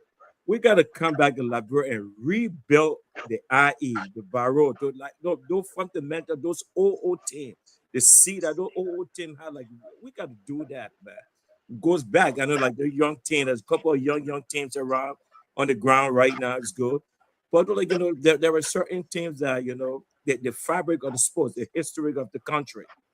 We got to try to resurrect those things. And one other thing I'll try to be working on, Stanton, make sure to bring Invincible 11 back where Invincible 11 once was. And I would say this: talk to Sir Joseph. Sir Joseph is one of the leaders for IE. No, Sir Joseph left IE. He founded his own team. Okay. Diamond, right? No, I'm not really abreast with that information. But the last time I checked, he was some big man at IE. That's what I thought. Yeah, he was the president. He even gave me a position. I'm going to ask you right now. What are you IE, you're talking about everything, including the boss, because you see IE boss there again. Yeah. But you see, Diamond, that's what I'm talking about. We got to rebuild we got to rebuild the team. IE right now is supposed to have their own stadium, their own practice place. I think they're fighting relegation, sir. I think both IE and Barrow fighting relegation. Exactly. So those are things that we got to bring back. Something like that, sir. Those are things some of us will start to work on, man, in the back. But why would Representative Bia, why would a team like IE and Barrow, the traditional teams, as we call them in Liberia, the two big guns, why would their supporters and their structure allow these teams to fall from the pinnacle all the way to the ground like that? You and I asking the same question. Why? It shouldn't be that way in any other country in Africa right now. Take a look at it. Those things are still historically in those countries. but we allowed our historical The cornerstone people, of our the, sports. the people lost interest in most of those teams because there are not a lot of good players in the country anymore. Kev, I disagree. Kev, no, Kev, I don't think I disagree with disagree. you. You know, I disagree. I'm telling you, maybe the quality of players you guys see now, that's not the quality of players that we know. Yeah, let me say this very quick, Kev. You are right, Representative. Sir Joseph team is Gardensville FC. Yeah, I say Yeah, and the team just got qualified in the first division. They just got qualified for the first division. He's still with IE, of course, but because of the election purposes, people thought it was more than politics if he remained the president, so he stepped down. But he have his own team, Gardensville FC. You are quite correct. Wow. I just spoke to him, and yeah, but that's the good thing. I think it is a good thing. But what would you think, Damo? You brought it up, Damo. I mean, what would you think? Yeah, who brought it up? But I just wanted to speak to a point. Kev said there isn't talent in Liberia, and I would disagree. There isn't what? There isn't much talent in the country. Oh. I would disagree. Because I have a friend who owns a football team, Discoveries SC. And he started our team, he started our vision from our squad back when we were on the refugee camp. Emmanuel Tofi, started from there. And when he came to Liberia, they built an institution. They started from an academy, the structure and everything. And if you see that team play, you think that they've been training in Europe or somewhere else. And there are other teams and talented teams in Liberia and talented players. The problem is with the structure. The problem is with keeping them, afloat. They make them go play football. Then you come out tomorrow. They see after playing football, you go rack and this and that. There isn't the financing and everything. People haven't realized that football is a business and they need to invest. In the shortest time Discoveries has been in the league, they've sold more than 4 players to other countries outside of Africa. So once you take it as a business and an institution and you empower these players, you reap your investment. But most of the thing we just take it as it is. Look at IE and Barrow and today they're struggling and everything. Nobody takes it as a business or an institution. Back then the quality, the IE and Barrow, even the content, the quality. There is can I add to that, Kev? Then we move on because people say we should do that. Kev, I would say I agree with you partly, right? And Representative, I agree with Kev. Because back then, and Kev back then, that's 7 kilo time. That Kev back then. Look at the length, how many years we have now in between. When Kev said back then, you have the president that was operating as the youth and sport minister. You have the president that was operating as a coach for the national team. That he empowered the young men and women with talent. And he sent them out of the country for even more training. That back then. Now let's fast forward to today. Madam Sari didn't do it. Guess what? George Manneh, we are the men of soccer that received all the trophy in the whole world. God bless him. Represented Liberia well and put Liberia on the map. He didn't do it either. Can anybody tell me? And there's no hit on George Weah on this one. Did George Weah build any football academy in the country? Do we have any football, soccer academy in Liberia under President George Manneh Weah? What was his input in the game of soccer? So don't get mad when Kev say, yeah, we do not have talent. We do not have talent because we are not empowering the talent that have come forth from the county meet. You see people scoring hard trick, they're playing good football. But after the county meet, then what happened?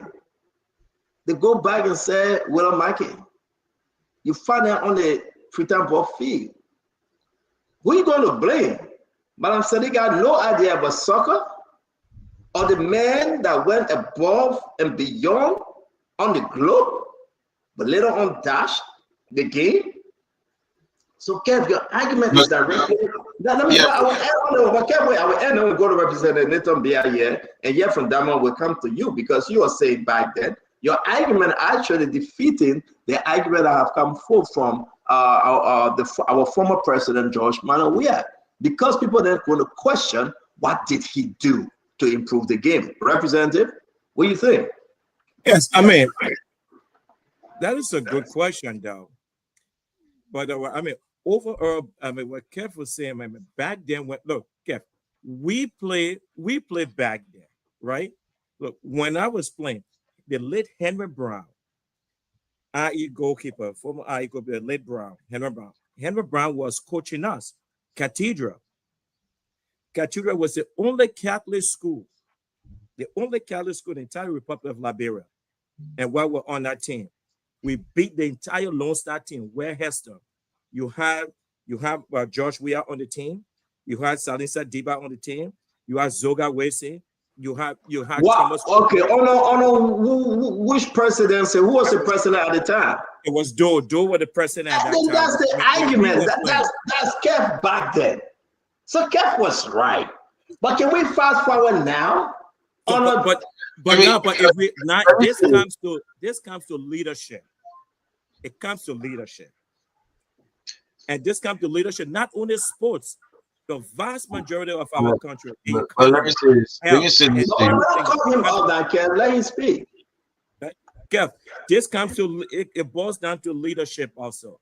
And not only in sports, because that's a different facet of sports that if I heard people talking about where Senator Dillon created, he got like or he built a clinic, all this stuff. Look, sports is part of our fabric of our country, our nation.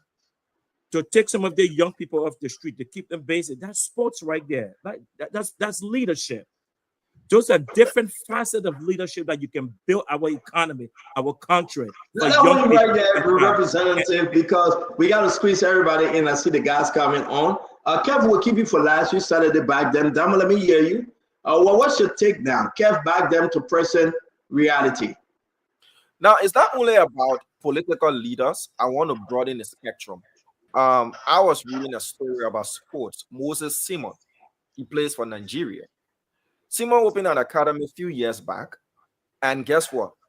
He played on the national team, one of his academy products quite recently. So our money people in Liberia, they haven't realized that sports is a way of empowering and also boosting our economy. Footballers make a lot of money. When they do, they will come back to their native countries and invest. They empower people. They open businesses. They do a lot. So it's not just about what government is doing. It's about what individuals who've got the money and the connection have seen as sports can do, whether male football, female football, athletics, or whatever. And I agree with you. But I meant money. That's still what the government have done for these people. On the government angle, what the government can do is, in Ghana, people say, "Oh, you got to bring it." The high school competition that is called Intercorp is more competitive than any other thing. Talents are harnessed from that competition. It's well organized. Athletics, whatever, in this, they transfer to the national teams. So in Liberia, what happened? All of Madam Salif and George Manuel, we are now Joseph Waka. What's happening with our sport situation? So we just play sport.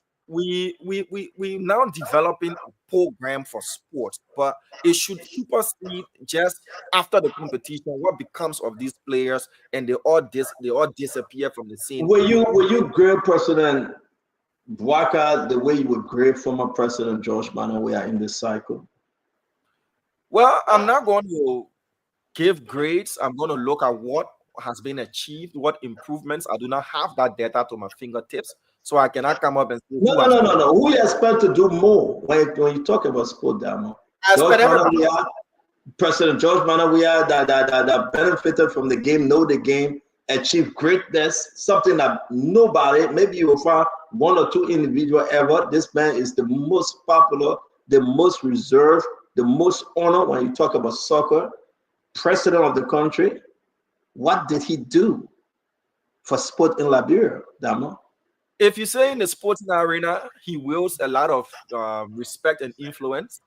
You would have done better by empowering Liberian sports, whether players, whether academy, whether even jersey production or whatever that has got to do with sports. that would have brought improvement and empowerment. That's what I'm going to say.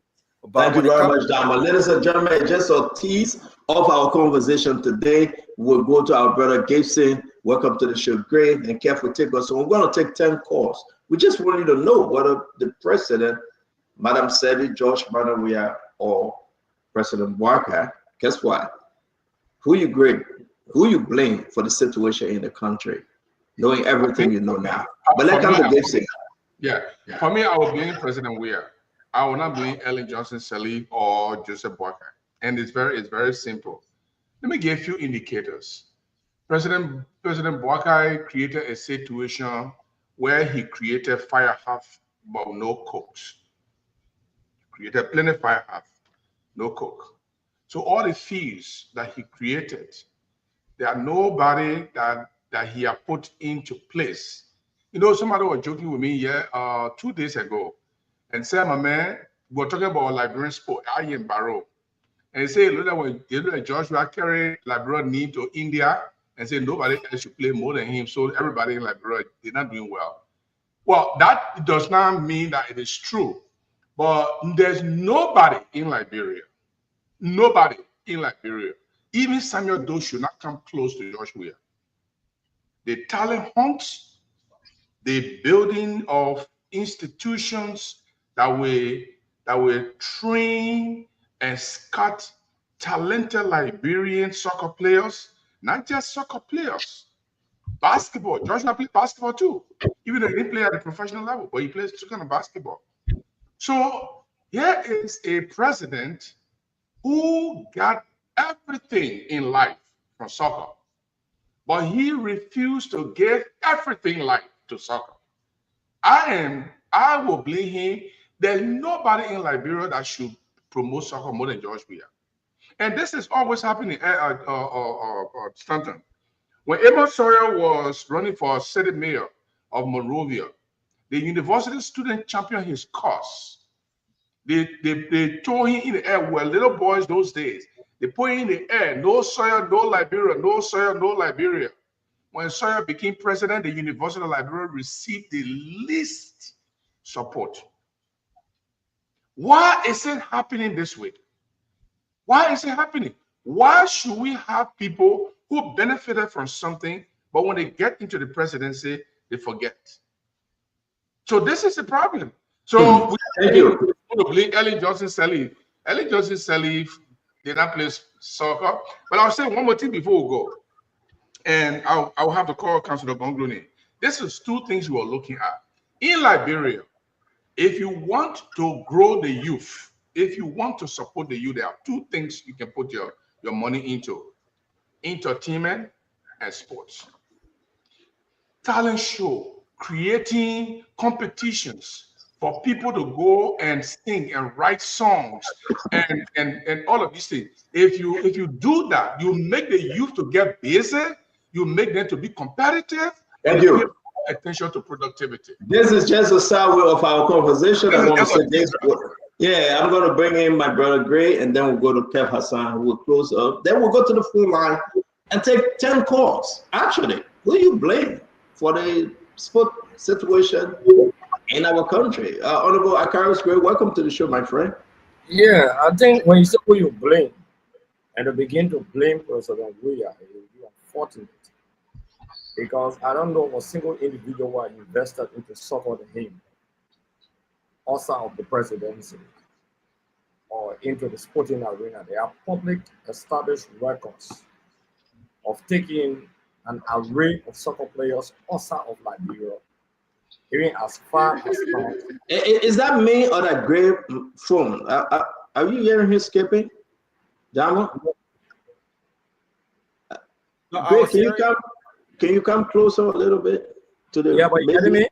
Yeah, better now. It's better. Just adjust. Yeah. Yeah, I'm saying I think it would be unfair to say that President Weah didn't do much for soccer, because many of the greatest soccer players in Liberia went professional. Many, not all, but many, are on the basis of his hard work and taking them out to expose them and find a soccer team for them. It's not a debate. But I think one of the things we're not discussing is the issue of discipline in the arena, not just soccer. whether it be a talent, whether it be a musical, whether it be in the movie industry. I think entertainment as a whole. That's what my focus is on. Okay, do we have the caliber of people? How many Liberian players are playing out there? Even if you may have recommended them, okay, they're playing for the national team in the first 5 leagues around the world. We're having the discussion yesterday, day before yesterday, in fact, before yesterday's game. We had similar discussion. One of the challenges we face in the country is the issue of discipline. The president, we are trying to put infrastructure into place. Because if you don't have infrastructure, forget about talent. Yes, the issue of D12 soccer pitch, for example, Clareton Do Community Soccer pitch, for example, the Invincible Pike right in front of President Sadiq home, the Unification Pike behind the BTC. That is not only soccer. It has to do with basketball. It has to do with soccer. It has to do with volleyball or handball. There are a lot of activities to attract young people for entertainment to help get them off the street. These are, think for example, Do Community alone, that where he played. Did he transform that place where he grew up and where he played? Yes, he did that. It's a public record. D12, when you go into Point 4, you go into Nuku Town, for example, where everybody talking about, oh, the crew guys can play, you know, and all of those things. So the fact of the matter here is that you got to put into place first the infrastructure. So under his administration, it's a public record that some infrastructures were put into place. The national team for soccer, for example, let's be realistic as we can be. The national team was sponsored. Even under President Sadiq administration, the national team was sponsored, but it's just that we have brought in foreign coaches for the national team soccer specifically. Okay.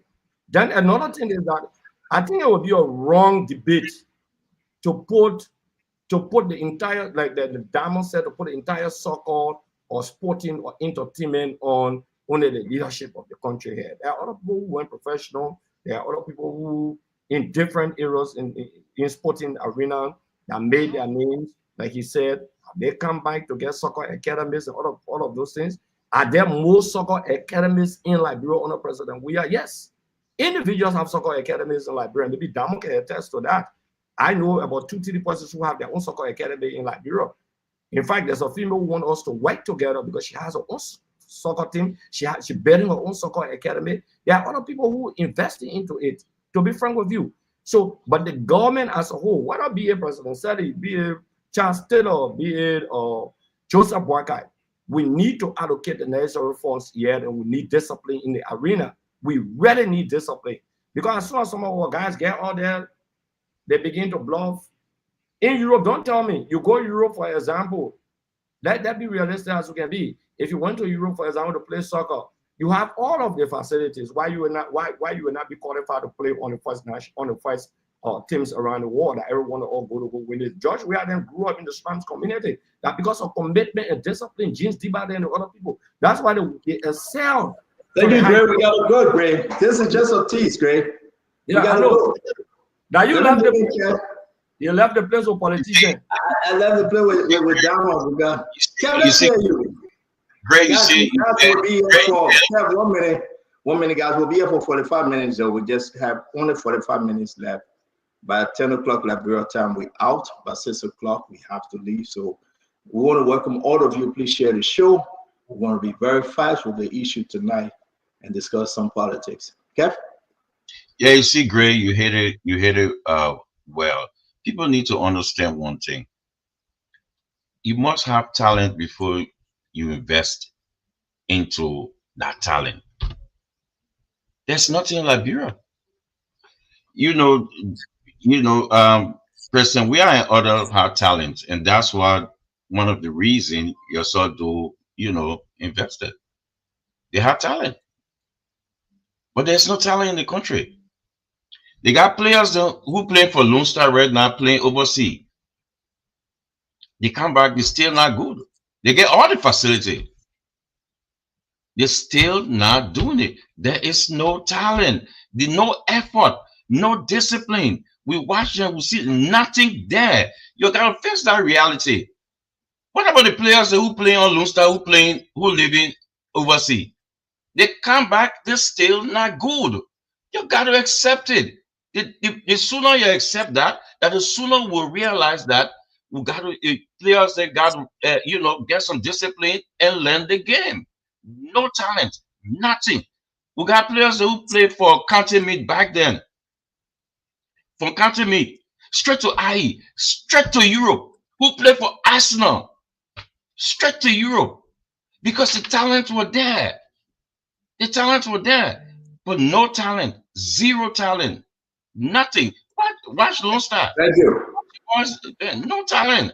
Thank you. Let me say this, folks.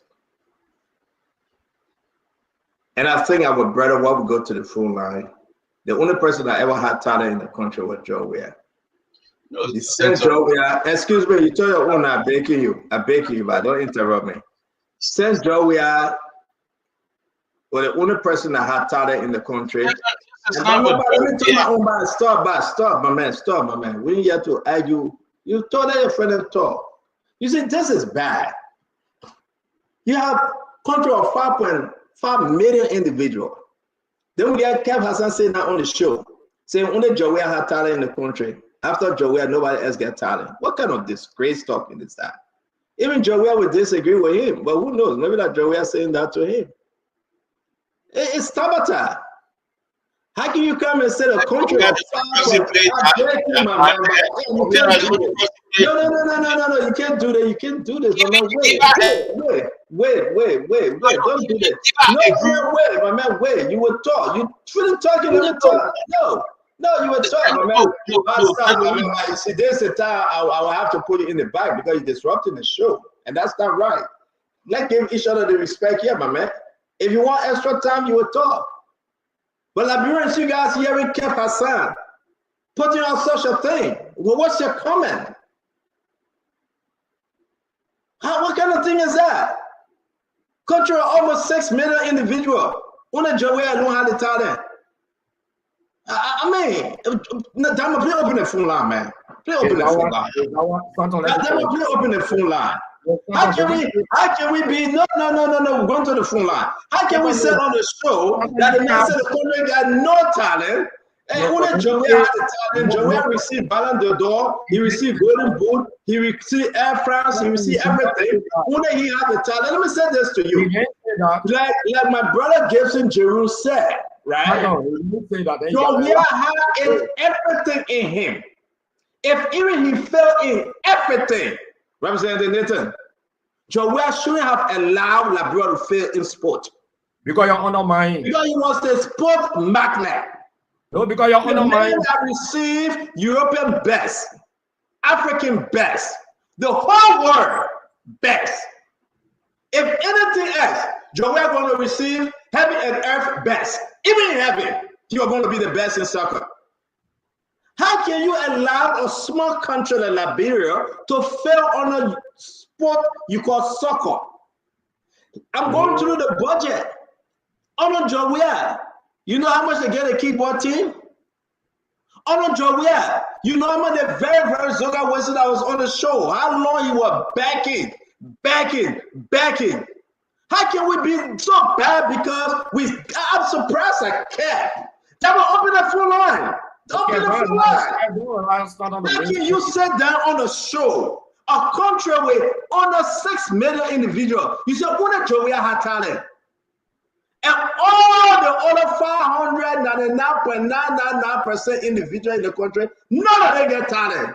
That's why there's sport right in the country. The common idea, how much did Joe Weah put into sport? Did he build any sporting academy in the country? What did he do? Now, Dama, you won't open the phone line. Let me open it from this end. Your name and where you go join us from? You're fair to Kev. Dama is biased. Dama is biased. You cry for Kev. Kev not baby, cry for him. Your name and where you join us from? Mr. Jerry, how you say I'm biased? Your name and where you joining us from?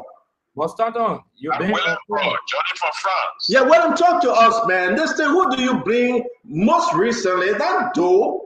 You can blame Madame Sevi. I mean, then Kev said only one person had talent in the country. I mean, you got the phone line open. Excuse me. Yeah, thank you, Stephen. First of all, you were doing well, but Kev didn't say that. because I'm listening carefully. Probably that your technique or running your show to grab people attention. So I grab your attention, right? Okay, so then we'll call you tomorrow.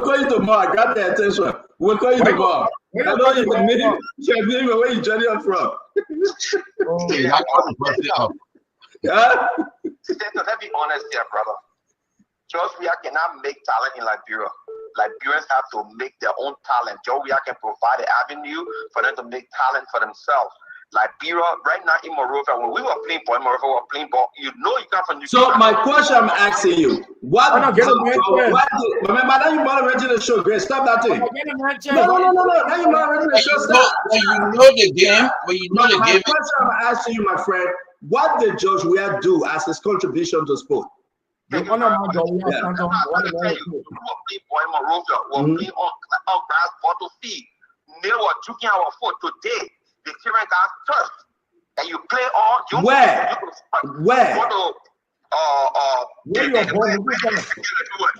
My friend, you're disturbing the show. Let's hear from the caller, my man. No, but you want to hear the caller, you eat. Nobody here for the caller. Stop disturbing me. This is one-on-one. This is not a regular spoon talk. Wait for tomorrow. This is one-on-one. Stop disturbing. Nobody invite me next time. No. Stop, my man. Let the man call. Go ahead. I play on our field where they executed the people when it was red heavy, dusty.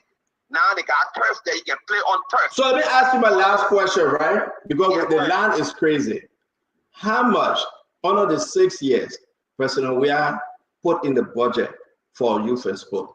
You built infrastructure. Hey, my man, great. Don't do this, my man. Don't do this. Great, no, you're an honorable man. Stop that. No, man. You are here as another representative. Look at you and look at the representative for America. The representative for America is quiet. You the representative for Liberia, you disturbing. My man, don't do that. No. Let's listen to the caller. No, let's listen to the caller. The representative from America is a diplomat. He quiet. You the representative from Liberia. You the representative from Liberia. You disturbing. Go ahead. The man are former representative. The men are floor fighter right now. Men are former representative. Thank you, my friend. You see, they don't. Mama, let me give you the last one. They don't want us to go in the south. They all start shaking. Mommy, welcome to the show. This is not our conversation, but guys will say share our show. We really like to hear from you. I am taken back when Kev said we have talent in the country, and therefore there's no talent in the country now. What are you saying? Mommy, talk to us, my friend. What do you know about Joe Weah contribution to sport? Joe Weah is a blessed Liberian.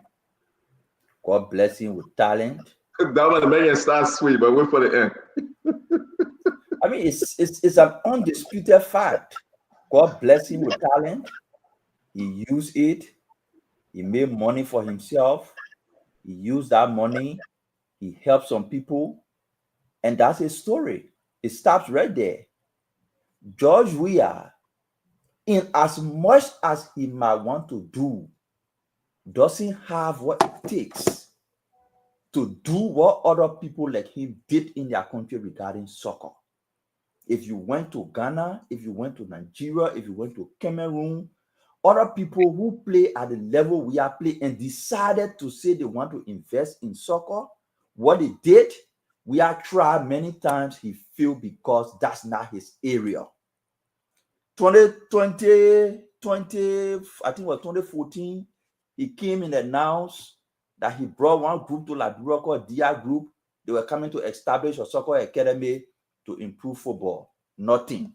I sent a link to you. The national team honor him, underperform.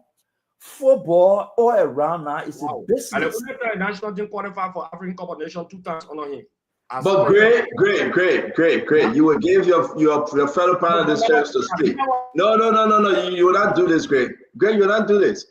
You have to give the man a chance to speak. Go ahead, Mohammed. The national team of every country is ranked by FIFA. They get a ranking. They got a number. They got a ranking. Honor Weah, Lone Star, the national team ranking dropped twice. Honor him from where he met it with Ellen King. I can pull up the data while we're talking and give it to Stanton to pull it up. Honor Boaka improved from where he met it Honor we are. But the point I'm making is I can pull the data, Stanton will pull it up. Then Yes, I'm sir. avoid that FIFA ranking, then I'm Amola ranking. But the point I'm making is if everything he did to run football, he failed.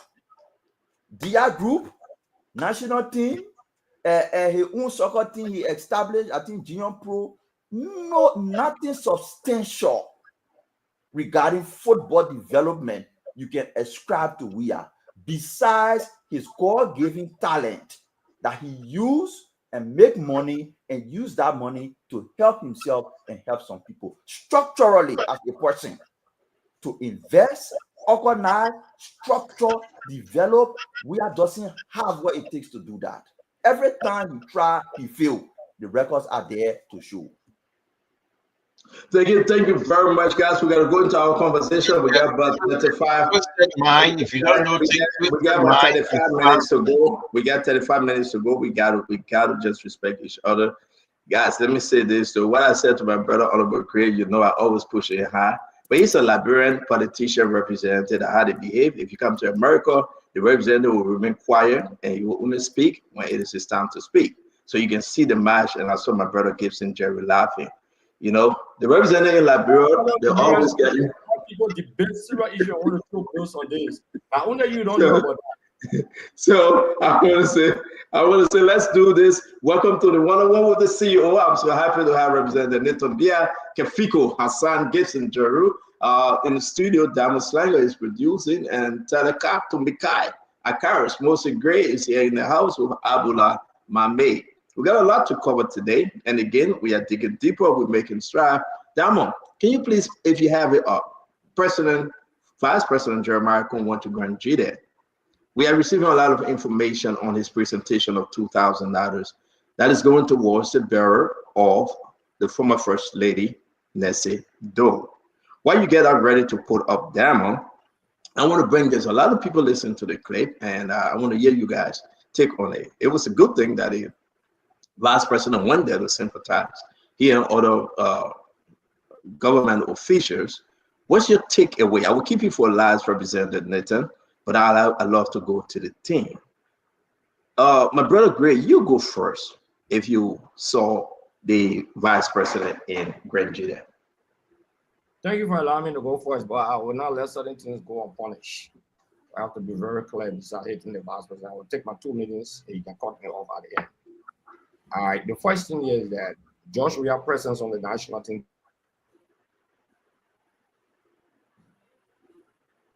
Gibson, you like to jump in? St. Greg caught himself up. Let's hear you, Gibson. Greg, get technical. Yeah, okay. I think that agree. But that has never happened in the history of the country, not just as captain, but also as technical director. For anybody to discount the indelible sacrifices of Ben-Gurion, the national team at a point in time, that is unfortunate. And taking some of the best criminal players, taking James Diba to Cameroon, to France along with him. Okay, taking Kevin Segbe, taking Joe Nangbe, and all of those guys. Those were the best criminal players back then in Liberia. And Kev struck a point. We need infrastructure. Somebody talk about infrastructure. Who president provided more infrastructure than Josh Weah as compared to Joseph Brecker Early and Josh Weah? Josh Weah provided more infrastructure for people, not just in soccer, but in the sporting arena in Liberia. That's not a debate on that. Okay, the records I published. So Kev talked about the issue of talent, and it's very important. We shouldn't sugarcoat it. A guy called and said they were playing in the swamp. They were playing in the ghetto. Great. We'll come back to you. Say you cannot discuss the current issue. We're done with that, Joe. I think so. We'll come back to you. Gibson, can you go ahead? We are on topic now, Great. Great. We are on topic. You will have that. You will have it during your closing. With all due respect, we move on. Yeah, during your closing, you will have that. But yeah, we move on, Great. Great, we'll move on, my man. Yeah, but you have it during your closing. You tell Why the you Joe. want to hijack the team because you misinform the public? So Gibson, can we hear you? You're the vice president. Great. I mean, great. You take an opportunity. Do your closing. You can hammer it. Yeah, you can have that thing. Yeah, but okay. I have to play low-key sometimes. You can't have your way, great. My man, right. This is not good to all of us. Gibson, you are a stranger here. Gibson better before you. Gibson, go ahead. Gibson, go ahead, my brother. Okay. Anyway, Akaras, I just sent Stanton the entire ranking for the soccer from early to Boakai. You see, coming up on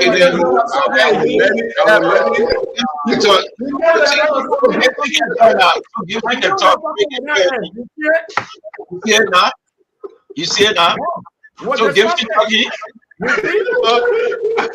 I could break it, but I'm not going there. But that go back to a necessary thing. Attract people into the conversation. So, Jesse, you won't say anything about Zopeno today because of your brother. Now, all of your point. Watch and see what I'm going to say. So, guys, let's get back on track. There's a reason why we're here. The vice president, what's your takeaway, Gibson? First of all, let me say thanks to the vice president for whatever he had done to visit the mat to give $2,000.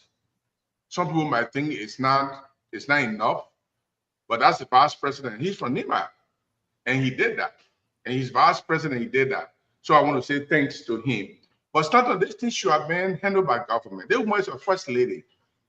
I think she should have a state funeral. I think she should have at least 1 day of state funeral. If not, I don't want to, but I don't think it's going to happen. Look, what Zopeno did is the most reprehensible thing that ever any crime man can do. Our traditions are very clear. What does he do? And the vice president, the vice president make it clear. During the death, there are 3 things in Grand Jede. I don't care you keep speaking from somebody, you will speak to them. Death, childbirth, and marriage. Those 3 things, I don't care what happened. If you keep speaking from somebody, you speak to them. In this case, it's death. The person we are talking about is the widow of the uncle of Zopeno. Zopeno is a nephew to Samuel Doe. No matter whatever people say, if Zopeno had driven over there today or yesterday and went there, nobody would throw Zopeno away. Nobody would tell him to leave. It is so bad. Even his big brother, Samson Penu. Samson Penu should have gone there. So even level the ground for his brother. And they stay away. They stay away because of what? Because of petty things. You have always indicated that you don't have anything against the Doe family. Zopeno have personally indicated to me that he had nothing against the Doe family. But now, the widow of Samuel Doe, your uncle, who was president, and you couldn't even go there to say, no, my people. And the vice president made it clear. He was supposed to be receiving the strangers at the max, but it's unfortunate he did not do. But I think this whole thing should be upgraded. I'm not sure if Boakai was going to do that. I still have my misgivings. You think it should be upgraded? I think we get a few seconds delay here. They should be upgraded. She should have at least 1 day of viewing of her body laying in state. She's a former first lady. The president of Liberia should encourage the minister of finance and whoever government agency responsible to sponsor the burial of that woman. It should be on the government. If God forbid, if Joseph Boakai was no more and the first lady passed away, everybody will be rushing to do what they want to do. First ladies are first ladies. I don't care how you feel about their husband. I don't care how you feel tribe. I don't care how you feel about themselves.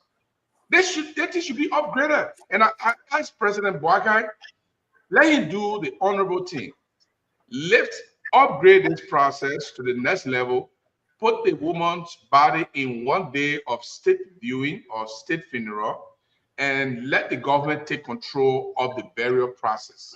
Any expenses that how to do a casket. But you got the vice president gave real quick. The vice president gave you $2,000. I thought that represented the state. I thought it represented the state contribution. No. It shouldn't. The vice president $2,000 cannot represent the state. I mean, that's an insult if it represents the state contribution. The country contribution to Nancy Doe, the former first lady, whose husband was president. All right, Abula will come to you. Let me go to Kev Hassan. Kev, let's talk about the vice president in Nigeria as an expenses. Yeah. But it's not enough. It's not enough. I thought the vice president going to Nimba was an insult, and I did not think that he went there because of the bearer. It was just a photo ops, and he wanted that just to show something, because some of the things he was saying, acting like he gonna, talk case, saying some, unnecessary things. The $2,000 he gave, it was just a pure insult. And after that, he called the women then taking pictures. Everybody surrounded him. He took pictures. It was just a photo ops. That's what he went there for. This is what he wanted to do. All he think about now is politics. Politics, 2029. What I can do in Grand Judah so folks can vote for me. Nothing. He went there. Like Jerome said, this thing should be the state. It should be elevated in some way. But going there, giving $2,000 taking pictures, that was it. That's it. That's the end. Then he started talking case openly, disrespecting the people, openly telling the whole world, "Oh, you're not together. You're fighting this." Pure disrespect. Pure disrespect. I think the Doe family should have asked him out of that place. They should have told him, "Look, you need to leave." But that's my take. All right, thank you, brother. Mame, let's hear you on this issue. Dama, is a clip ready, Dama? I'm uploading them. I have to cut them into two. So just thank you, Dama. Mame, let's hear you on this. I think the vice president spoke like a statesman. He recounted similar challenges they face or issues they faced when Senator Prince Johnson died. He backgrounded his statement on the fact that once we are human beings, we will always have confusion. But then he went one step further and said, because we are human beings, we should always find a way to address and solve our problems. He was inspiring in those people the spirit of cooperation. And he used Nimba as an example. He said when Senator Prince Johnson died, we had issues far more than even what you have here. But we put it aside and we came together and buried Senator Johnson. So as a statement, he said, yes, we acknowledge that there are problems here. But I admonish you to see reason. Don't realize that your problem cannot be solved because we solve ours that were even greater than yours. So you can solve your own. You are inspiring as a statement in the people a spirit of reconciliation, a spirit of collaboration. That's what he did. And I think the people of Grand Judah saw it in good faith. The responses they provided, I think they saw it in good faith. That our neighbor is telling us that they have similar problem, even worse than ours, but they solve it. Let's see reason to solve it. So I think they saw it in good faith. And like I know, many Nigerians get in here, they will not politicize the death of the old man.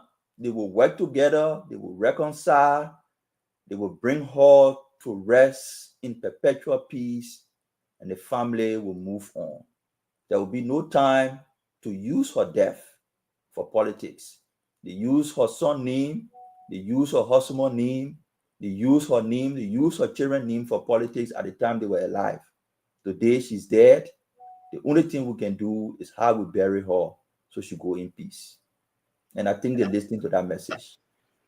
What's about the $2,000, my man? Culturally, when somebody died in Liberia, from where I come from, just $1 is sufficient to show your sympathy and regret for that loss. Usually, people who even say I gave $5 from where I come from, Western Liberia, will contribute more than that. I don't know how it happened in Nima and Granji there, but from where I come from, somebody can just go there and say I gave wet cloth. But if you check behind on what their contribution have been towards the burial, you realize that it's even more than that. It's not about the money. $2,000 can bury nobody. $5,000 can bury anybody. $50,000 can bury. What happened is the mindset, the courtesy, the sympathy is what matters. Money can bring a woman back. Must you announce it? Must you announce it though? I mean, announcing it. So that wasn't my question. Was it the government contributing amount, or it was just something? It's a personal contribution. It's a personal contribution. Government contribution. They got protocol that responds. They got protocol. Yeah, and that's why it's good for us to make clear that he went and let me bring in Honorable Gray. Honorable Gray. Look, we shouldn't sugarcoat this thing. You don't go to people when they're on a mat. I think that's what my mate talking about. Quite a mat right across the country. Once you go there and you're making a contribution, whether it's a white collar or what are you giving, just give it quietly. You don't make pronouncement at this gathering. It's not a debate, whether in the West, whether in the East, whether in the South, or whether in the North. All right, the Vice President everybody didn't making public pronouncement on what he was giving. I think that was very immature on his part. Yeah, he's a youthful Vice President, so I understand where he comes from. You know, the politics of Liberia, if you want to get one bucket in a community, you got to announce so people can know that you took bucket there before. So that's the kind of start of politics where you announce $2,000. Like it's right for the place, there should be a state funeral. It's not a debate about that. That's the former First Lady of the Republic of Liberia, should be a state funeral. Another thing is that when there's a family feud, you don't go to the site, the mourning site, and announce that there's a family feud. They didn't do it during Prince Johnson time. He said there was family feud, but nobody, how many person knew? Probably were after that the family and other people started fighting among themselves. But during that time, nobody announced. I don't think he called the people called him for him to come to the public gathering so the world can know that the Doe family is divided on motherland or on fatherland. Yeah, that's what he said. And that was embarrassing publicly. There's the immaturity of the Vice President of the Republic of Liberia that I've worked with. I know him better than everybody on the show here. Okay? That old style of politics where you go in Nima in your district, when you contribute one old bucket, then you announce, oh, I gave bucket, or I gave Ebola material, you know, I be one latrine here so that the public can know that you did it. He's transcended to the second most important position in the history of the country. And that is the Vice Presidency of the country.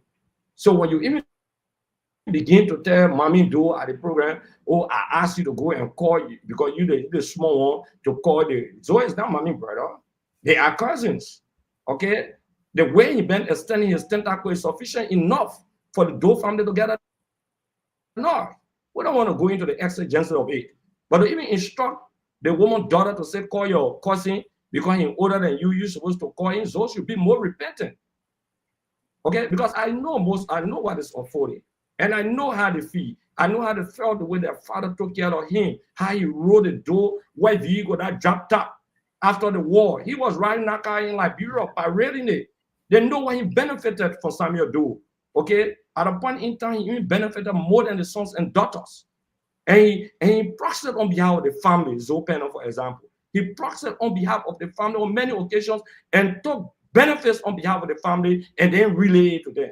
These are some of the disgruntlement within the family cycle. But for the vice president to go and make it public, that's why we're discussing it today. If we're not public, trust me, Stanton, you won't be playing out a recording here. We won't even be discussing that. We should not be discussing this. But for the fact that the second most important person in the country, in terms of the hierarchical structure of power in the country, will make a public pronouncement, that is not maturity. I thought he went at the lowest level in the presidency. So just one, yeah, I'm gonna go back before we bring Representative Neto in.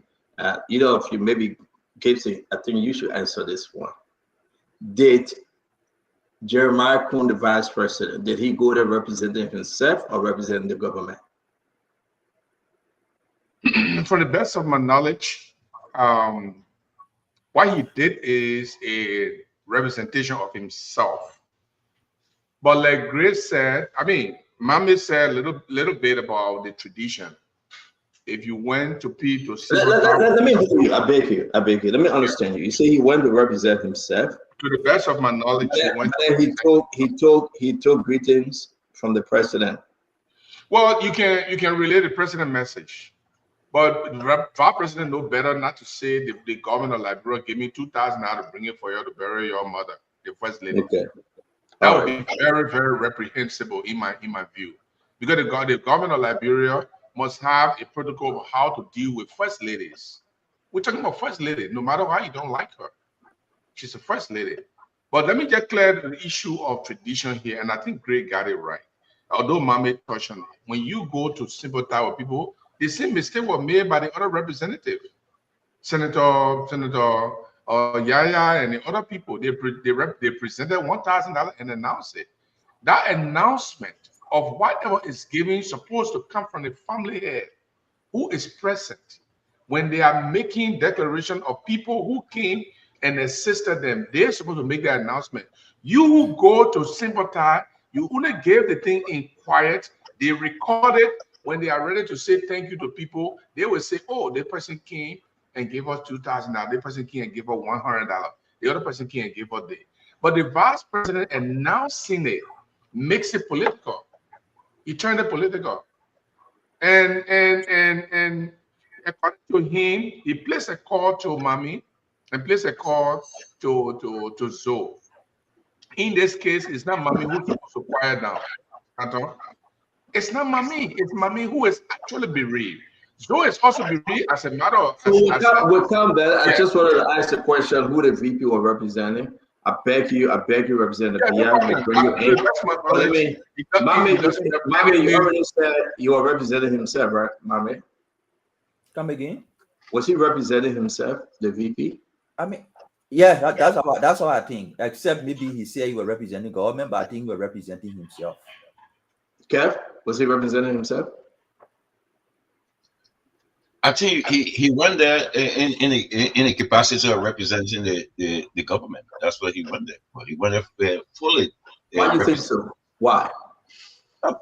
Because, like you said, he said greeting from the president, and the way he said things, and the way he appeared, and in that capacity of the government sent him. He's the higher. The second. He didn't say the government saying it, right? No, his appearance and everything he's saying that was the government. That's what he's saying. Because if he representing himself, it'll be in a different way, but not this way that he went there. Just because the way he dressed, the way he talked. No, not his dress. No, not his dressing. Well, why? He went there with a full entourage. He what he said. We said, the president sent his greeting. I mean, he took permission from the president. President sending him. You know, when you say president send his greeting, the president sending him to go there. Thank you. Great. Let's talk to you. Then we'll go to our representative. As a former government official, already stand on. I want to know who I want you to answer the question. I want Great to answer the question, please. But as a former government official of Liberia, when the vice president goes to say, "Oh, I bring you greetings on behalf of the president of the Republic of Liberia," now he's speaking in his capacity as the direct representative of the government. Yes, sir. That's what happens. This protocol we are discussing. Then, even with that, personally, so you were trying to insinuate that the government will come in. But personally, being that we have common borders, I will give you $2,000 until the government comes in whatsoever. But did he go to represent the government of the Republic of Liberia? Yes, he went to represent the government of the Republic of Liberia. But I'm still discussing the immaturity of the vice president not to understand the portfolio. So thank you. So you also said let's go to Representative Bia I would say my own on this. We got a clip ready. We'll play the clip, and we got one more to go, guys, and we'll be out of here. Trust me. They're trying to represent my grandson, my wife, everybody calling me downstairs. I hope we can make this very short and sweet because it's a beautiful Sunday. We got one more to go, but let's hear you, Representative. Yes, it is truly a beautiful Sunday, World Stanton. But in regards to this whole vice president issue, look, the reality is, once you are a vice president, once you are an appointed official of government or elected official of government, everywhere you go, at any point in time, that title you are representing the government. Right. That comes with the office. So there's no distinction. However, traditionally they are on the map, right? Traditionally they are on the map. So when you get there, when he gave the money, whether or not he announced it, because traditionally I say in our tradition here from NEMA, right? In Liberia, in the diaspora, there is no. Both school of thoughts are evenly equal. Some people make their personal contribution and they make their announcement, and some people don't make that announcement. So I don't think it's an issue like which you argued about that. Look, he represented the country. You're a vice president, so we can't change that distinction. That is clear. Whether or not he made an announcement, I haven't listened to the recording yet. So whether or not he made an announcement, or if somebody else he presented and somebody else made the announcements, or the vice president gave us $2,000, whether or not it happened that way. But I think this point in time it's a mute discussion for me personally, because traditionally that's what happens. Some people make the announcement, some people don't. That's why I stand on this matter. But the vice president going there, he's not going there by himself as Jeremiah Cohn. He's going there as the vice president of the Republic of Liberia. Everywhere he goes, 24 hours. He goes wherever he is, he's the vice president of Liberia. And thank you. Thank you very much, Representative Litton. Thank you, guys. Again, I just think that it's one of those unique things. Whether you do, you're in trouble. If you do not, you're in trouble. And the vice president visit to the family, I think there's a lot of takeaway. But you can watch it though, because the contribution, if it is traditional, then the vice president he did what traditionally he should be doing. The visit is not a bad thing.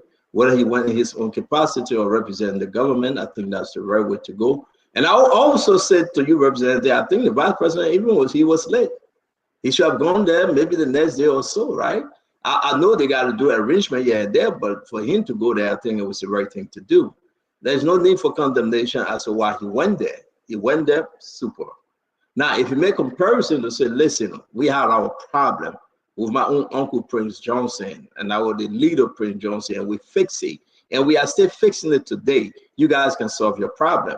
I mean, you can take that into consideration that he went to and bestow peace upon the family. But we are still working to bring in Mommy Doe, and again, Brother Gibson will have his note. Can I get a 30 second on what you said about him trying to unite the family? No, he wasn't trying to. That's he's trying to bestow peace. Bestow peace. I used to unite. I don't know how he was, because what he did, he questioned the integrity of the elders. That calling the elders that you all need to settle the problem here. The elders of Nigeria know how to settle problems. You cannot go sympathize and people are crying and you say you're not together. Your mom may pee and more say your elder they try to people. The one he did, put it on the spot. You can't do that. That was you just question the wisdom, the integrity, and the morality of the entire family and the elders.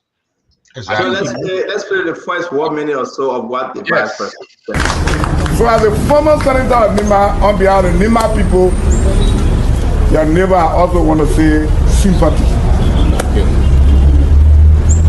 I spoke to Mommy this morning, and I know there are issues here. I didn't know all through until the morning. In fact, it was yesterday that I got tips. Then the morning, when I talked to Mommy and talked to Zoe, then I start understanding that there are deeper and bigger issues here. But there's nothing big in the world that we can fix. And so I've come to talk to the elders of Grand Leader. Normally when people die, I don't care what kind of confusion you're having, you put that confusion one side, and it's time for the family to come together. What's wrong with that, Gibson? What's wrong? What's wrong with it? Everything is wrong with it. If I were the vice president, if I were really interested in making this an issue of peace, I would call the people in Indo, not in the public. Call them and say, look, this is what I heard. What is going on here, my people? This is our own problem before we did this. They your own here, you will not do that. Your trial, let's put it together. But not in the public, because first of all, the people you're talking to over there, not all of them have the ability to contain the statement and interpret it as peaceful as you may think. Some people would see it as a rebuke. I see it as a rebuke. Rebuking Nigerians of their inability to solve a matter among them. He admitted that it's deeper and bigger. Something deeper and bigger is not being discussed. It cannot be discussed, and more people say, "You must solve the problem." He said, "I'm here to talk to the elders." He didn't say he's talking to them. Brother Gibson, he gave him reason because the elders themselves have people out there that listen to him. Remember, he's saying that I'm here. Probably, I'm not leaving till I have a meeting with the elders. I'm not leaving till I get to the bottom of this. My people, I'm not only here to say I'm here for sympathy, but I'm here to talk to the elders. What by that's just very clear. That's my understanding, and I beg to leave you. Before you go to the next panelist. No, but let me go to the next panelist. Look at the intonation of the voice.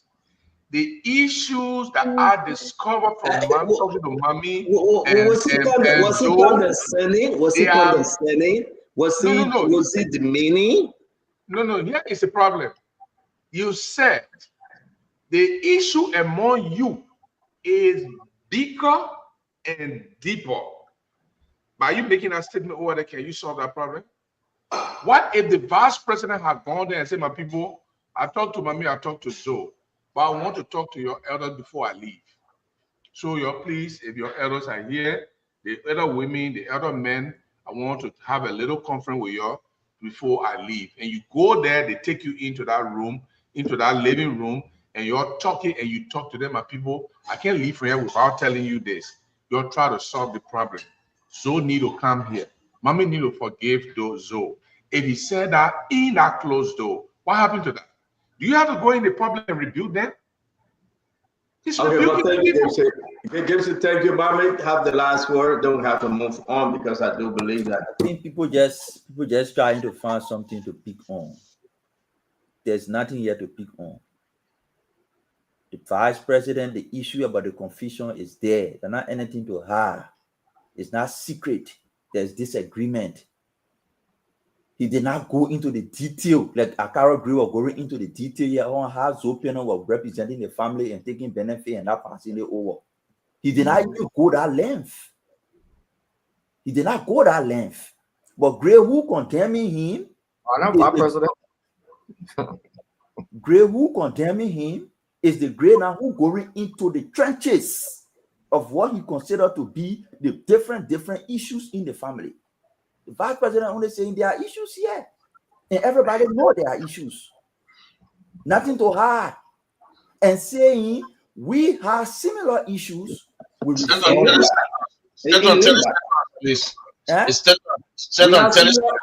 similar issue in Nimba. And we resolve it. And I'm calling on the elders. Some of the elders were not even there. Some of them were outside. They would listen to the interview. See, I'm calling on the elders to see reason you don't allow your children to fight. Let it come together. Let unite. Just want to make issue out of no issue. And why even trying to make issue out of no issue? You entering into the people family matter and speculating, accusing one party of taking benefits from the other and not transmitting it to the other. We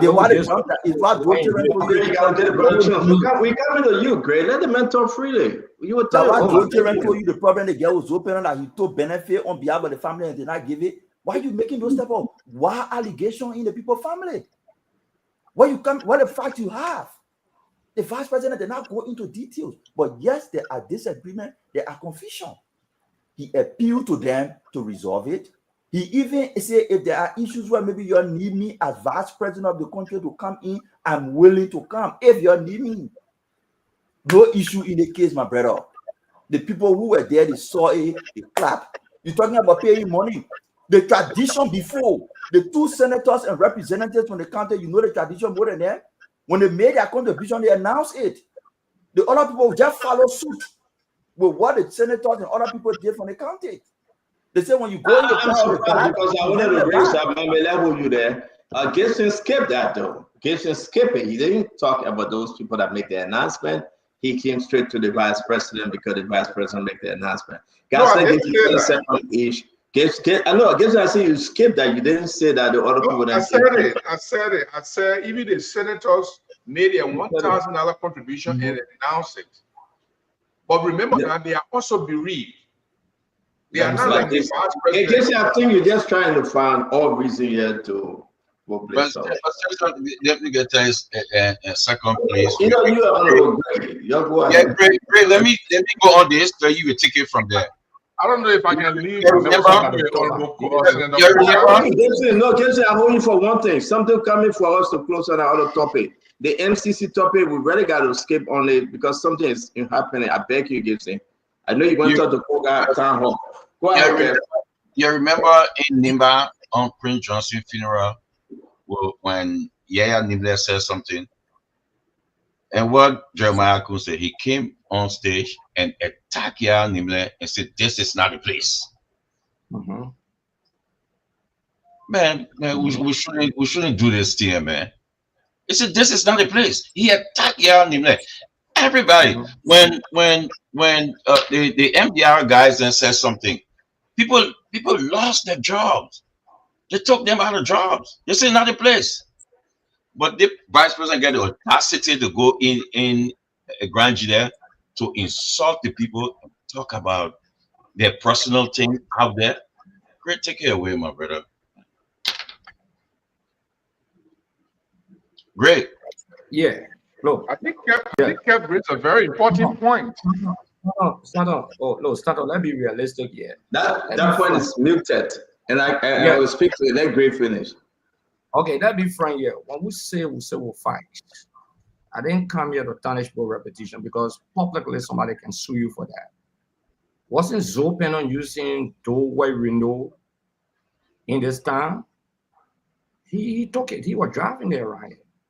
Did the family feel good about that he didn't turn it over to them? That public record. Didn't Joe sue Lily Nancy Doe? Can I send you the document? And the current head of Maritime, Nito, was the lawyer. Didn't he sue Lily Nancy Doe, Zopeno? Am I making up stories? I'm not making up stories. But one thing you didn't play down there, when the vice president said that you, the editor, should settle this, you know when he recognized as the editor, the caucus chairman for Grand Jury. Play the end of the video. Just play the end of the video. And somebody said the editor you were talking about was also waiting. He recognized the caucus chairman and said that you're the editor here. It's on the video. It's a public record.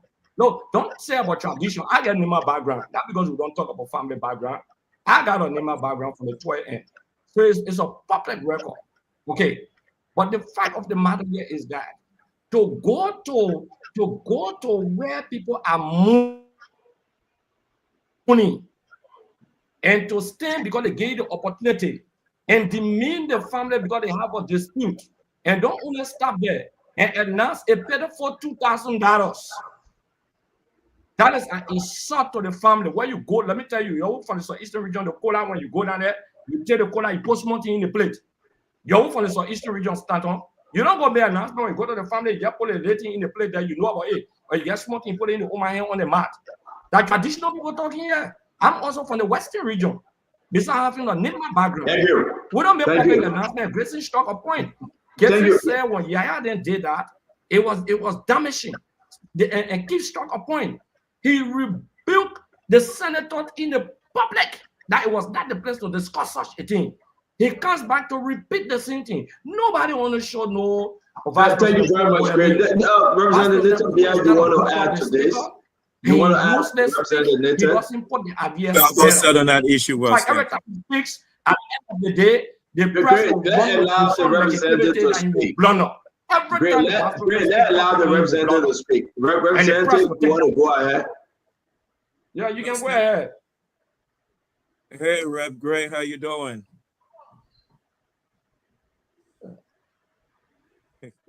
So, well, the Stanton has spoken on this issue already. You got to speak to the guy specifically.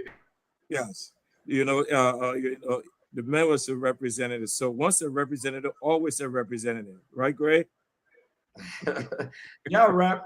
And you wrote the highest number of lawyer, they sent you a representative too. So, Representative, let's hear you. I don't have Stanton. I've spoken on this issue already.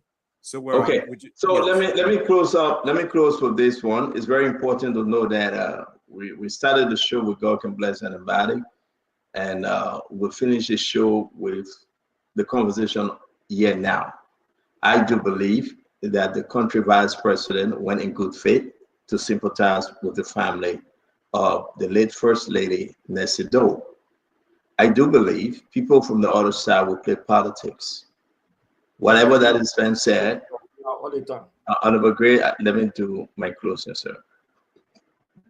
If the vice president were to go over there with White Rooster chicken, they would say why he didn't carry the hen, why he brought Rooster, the man, not the woman.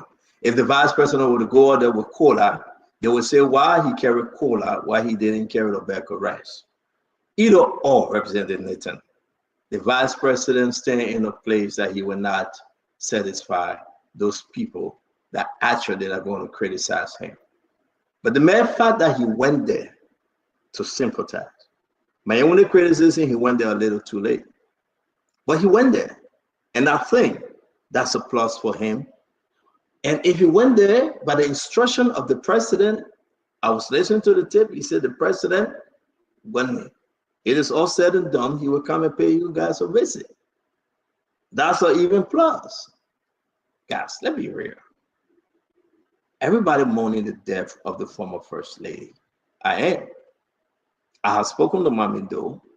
I'm inviting her here on the show. You know, she's going to say her own. But let's take politics out of this. Everybody takes politics out of this. I'm surprised that the people of District Number 8, Representative Bear, majority of them Crown people, they awarded for 12 years the representative seat to Gray. Ask Gray whether he have gone to sympathize with the Nesido family. No, he haven't. No, You know, she when we not come back, oh, wait, don't talk. No, don't talk. Let me finish. Don't talk. Don't tell me finish. Now, I'll go to the grow people. No, don't talk. No, No, don't no, talk. no, no. No, don't, bye. Don't Brother, do this. what argument is that? So don't do this. Don't do this. So at the end of the day, for wait, you see, Representative, all this guy want to do, you want to interrupt. All right. So what we're going to do, great. I know the show over. If you want to leave, you can leave. But please don't talk. So all the thing we want to do, Representative Nathan Biab, my brothers, those that listen to us, we will try to close the show now. It is so important. Great will come back. I don't know why he took himself up. It is so important. BTC, Raditan Market, all those places. We consider those places all the way to the mansion, to Jalastan, all the way to Ken Johnson Road. When President Doe was alive, that's his area. Who can pull forth? The people are there. Have Gray set up anything to say, yes, you can come and sympathize with the Doe family? Let's face it. Don't mind the issue about the politics. I know Gibson will say, that politics. But when Greg come on the show as a former 12 years representative, he should be above the fray. He should elevate his argument. But I think today, great argument is pedestrian, that my brother Paco would say. How can he come and criticize the visit of the vice president, knowing very well he has never even placed a phone call to anyone member of the family? Not one. He has never placed one phone call to anyone member of the family. Then you're condemning the vice president. You know who have the moral right to say anything? The daughters, the son, the family members. They have the moral right to speak. If they talk to me and see reason that the vice president heard, we'll go ahead and address this issue. But how can Kev play politics and say that because the way the vice president look? And Liberia, yes, something though. Look at the other criticism. The way the vice president look, so it's insulting to the family. The way he speak is insulting to the family. Are we serious? Are we getting anywhere here? So on this note, I just want to say thank you for joining us, for the time given to us. But Representative, I think we'll talk more next week. We'll try to have enough time. But I'm going to live in peace. And I'm going to live in peace because you know what? It's a beautiful Sunday. There's nothing Gray and Kev brought today. Nothing. We talked about the vice president. Gray, if you want to talk, we'll give you a chance to talk. I beg you, just be patient. Okay. If you want, yeah. No, I didn't cut you off. Are we closing? Do we have closing comment? So I'm going to give the chance to Representative Biel. We got two other conversations, but we got to go because we are on a 5-5-5 constraint. We got to go. Then we'll set it next week. We're going to close. Damo, you want to come on? Representative, let's hear your close. I'm sorry, man. We were going to talk about the MCC. We're going to talk about what is happening in the country and the UNGA and all those things, but we're going to stop this fire by faith, and we're going to make this the only conversation for tonight. Diamond, let's get into the closing spirit, and I do believe that everybody here can say their own. You say your own, I say my own. We'll move on. No fighting. I just believe sometimes it's better not to talk than to talk. I disagree with Gray. I disagree with Gibson. I disagree with Kev Hassan. The vice president visit to the family was unique. We're going to bring in Mami Doe. She has accepted to come on the show this week to speak to the nation and address this issue. Till I speak to Mami Doe, I believe all these accusations against the vice president, they are of politics. And I do believe that the Liberian people can see through them. Representative Nathan Biab. Thank you, thank you, Stanton, and the rest of our platform guests, and to my fellow Liberians. In closing, the VP visit was, I think it was appropriate. The VP went, visited the family. Traditionally, what he had to give them he gave it to them. Whether or not he announced it or not, I'm not going to play politics on when people pass. So we want to sympathize. Clearly, we just got to take politics out of this and just go sympathize with the family. I think that's what the vice president did. And I think probably we should pass this and keep moving forward. I know there will be more from the vice president office and the Republic of Liberia in support of the Dole family. Again, and I will revert to our initial topic that we're discussing about sports in Liberia. One thing I'm going to say, I said this again when Dam was there earlier, we need to go back to the traditional organic, our team in Liberia, the IE and Barrow. We need to rebrand those teams. And for anyone that is listening right now throughout the entire world, in Liberia, wherever you are, look, I am a die-hard IE fan. Always been a die-hard IE fan. And if we can come together and rebrand IE, let us make a movement for rebranding IE in the Republic of Liberia. Thank you. Oh, thank you very much. I want to say to all of you, thank you for joining us. I'm going to give my brother and the fair chance to close 30 seconds. Let me come to you, Telegraph Gray. Your 30 seconds, sir. I'm not going to keep you away. I would not do. I can't do that. Everybody has to close. You put me off not to talk, but no problem. Look, let me say this. On the issue of the soccer, the rep says something very important. We have traditional things in Liberia, Barrow and IE. That was like today's CDC United Party. People were divided on the two lines. So it was not just about government, it was about individual, ordinary people, you know? People grew up like the tradition to the rank and file. Even other teams, when you go to other teams, it's almost on Barrow and IE. And I agree with you. If we establish such a thing, it will be very important, but it has to come from the population. On the next issue of the vice president, I know Stanton will never criticize Jeremiah Kumbi, but that's a personal friend. Never. Since the show started here, I never criticized him.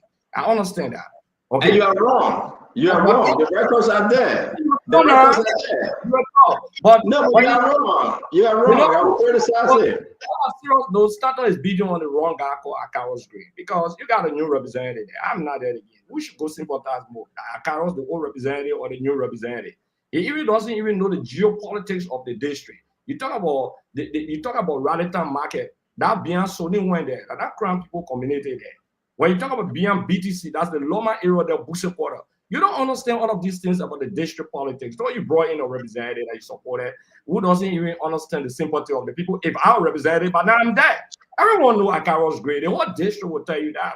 I don't let those kind of things go scot-free. So you beat you on the wrong guy. Your man couldn't blunder today. To protocol-wise, he broke tradition. He demeaned the people down there today. He made reckless statement, okay, which was not fine. He brought the people family out to the public there, to public uppercut. We know all of that. And when we come on the show, stand there's a political show. Make no mistake. For anybody who can tell you, say, no, that's your politics, or you're playing politics on the not too long, your own brother. Okay. But still, we on the station, Stanton, and that's what makes we're not like other people that when they have politics with you, then they run away, they go open new show on the other side, they say they want to compare it. And I said, we are here, we're going nowhere. Okay. So thank you very much. I appreciate rap. Thank you very much. Tell that boss, tell Stanton about flow fighters. I'm a flow fighter. That's how I grew up. I have to be on the flow fighting. Gibson, tell that man, Gibson. I mean, let's just get to you will go last. Let's just bring Akaros Gray, same talking point line. Kev Hassan. No, we bring Kev Hassan. You come to talk the same thing. This vice president is overzealous. I wonder who coaching him, who's talking. I think he needs people to mold him, to actually, put him in that capacity of a vice president. I don't think he is a sitting vice president. He was elected, but he is not that caliber of vice president. He's not. He's not. I don't think he's doing well for Liberia as a vice president. He don't fit in it. He don't. There's nothing about him that you can have the respect for the vice president and office of the vice president. Nothing. You went and attack Yahya Nimle. You attack Yahya Nimle. But then you go to Grand Gile. Come on, man. He needs to stop looking down on the people of Grand Juliet. That's the image he showed. He looking down. You know, that overzealous kind of vice president. Okay, you got to do this. I'm the vice president. I will tell you to do this. I will tell you to do this. No, he need professional around him so they can mold him, let him understand. You know what to say, and how to say. Great said it's in the man talking that nonsense and great left. No, you know, and so this is serious. Some of you guys are talking to him. You need to advise him because he talks loosely without anything. He is not representing the office of the vice president well. He's not dignified. He don't have that thing. He don't have it. He don't have it. I think it's a miss. Thank you very much. Let me say this. Gibson will take us on. Gibson, vice president.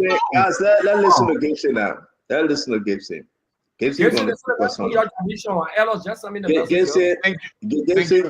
Gibson, please. Starter, I want to start with, I sent you a graphic for the sports. It is very important for us to put it up. I'm saying this because I know President Weah may have made mistakes during his administration. This is why in the background, we are strategizing to make sure that these mistakes are not made anymore. Because President Bwaga? I said President George Weah, former President Weah. President Bwaga don't know nothing. If I said that, then a mistake. President Bwaga didn't know anything. He just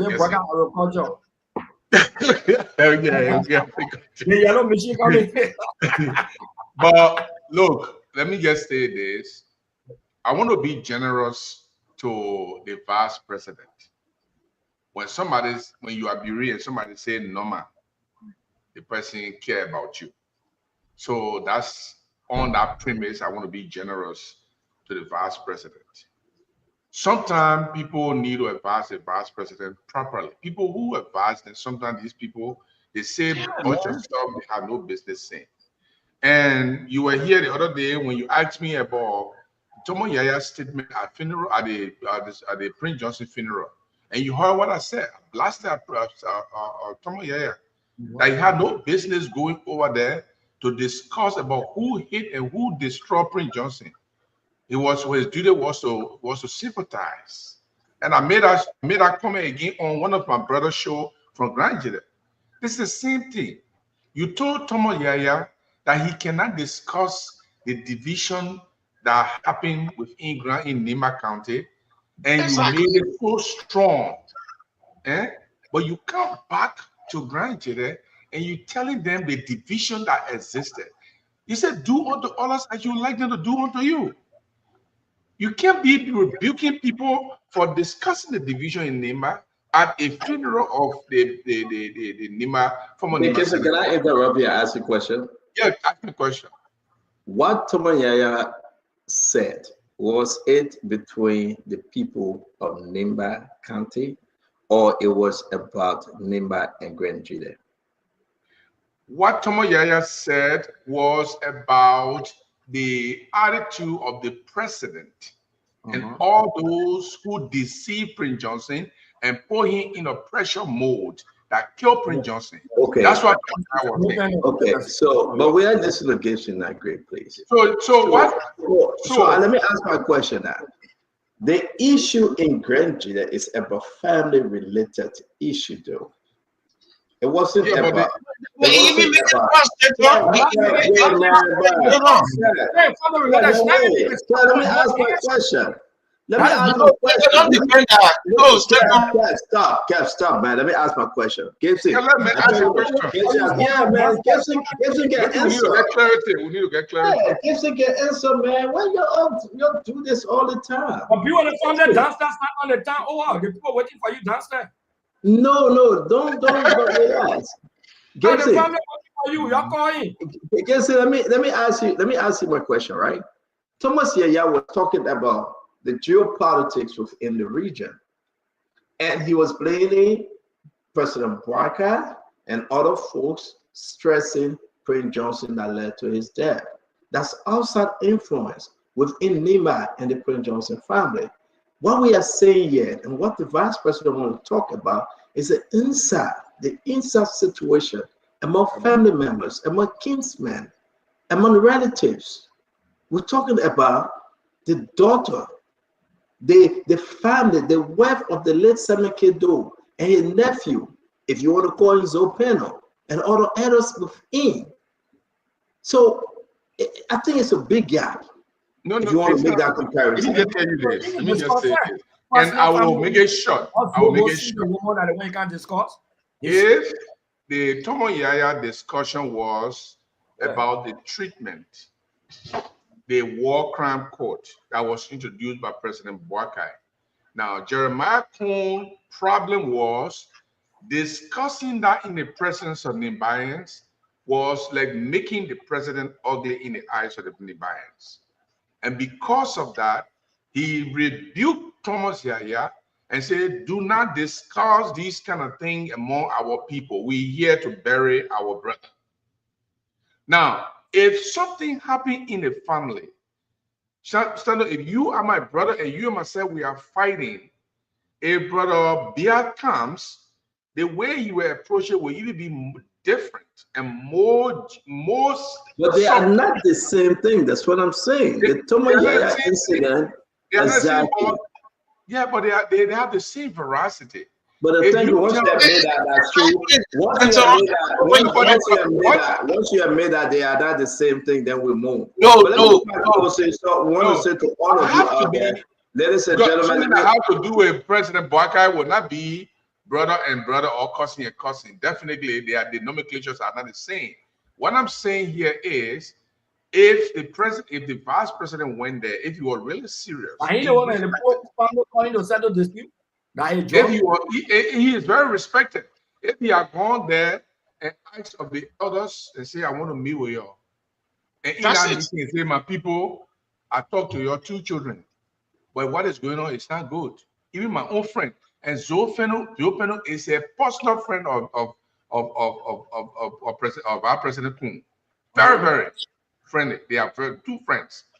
What I see is not good, but I want to call 2 of them where you also can discuss this thing.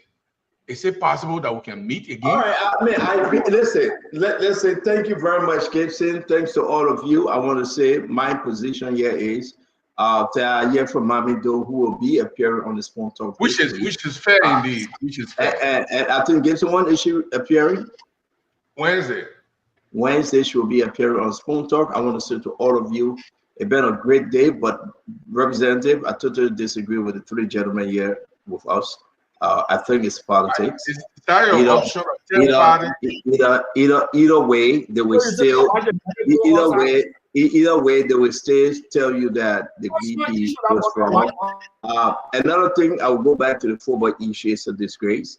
You know, I love George Manawia, but he had nothing to show. As bad as his legacy.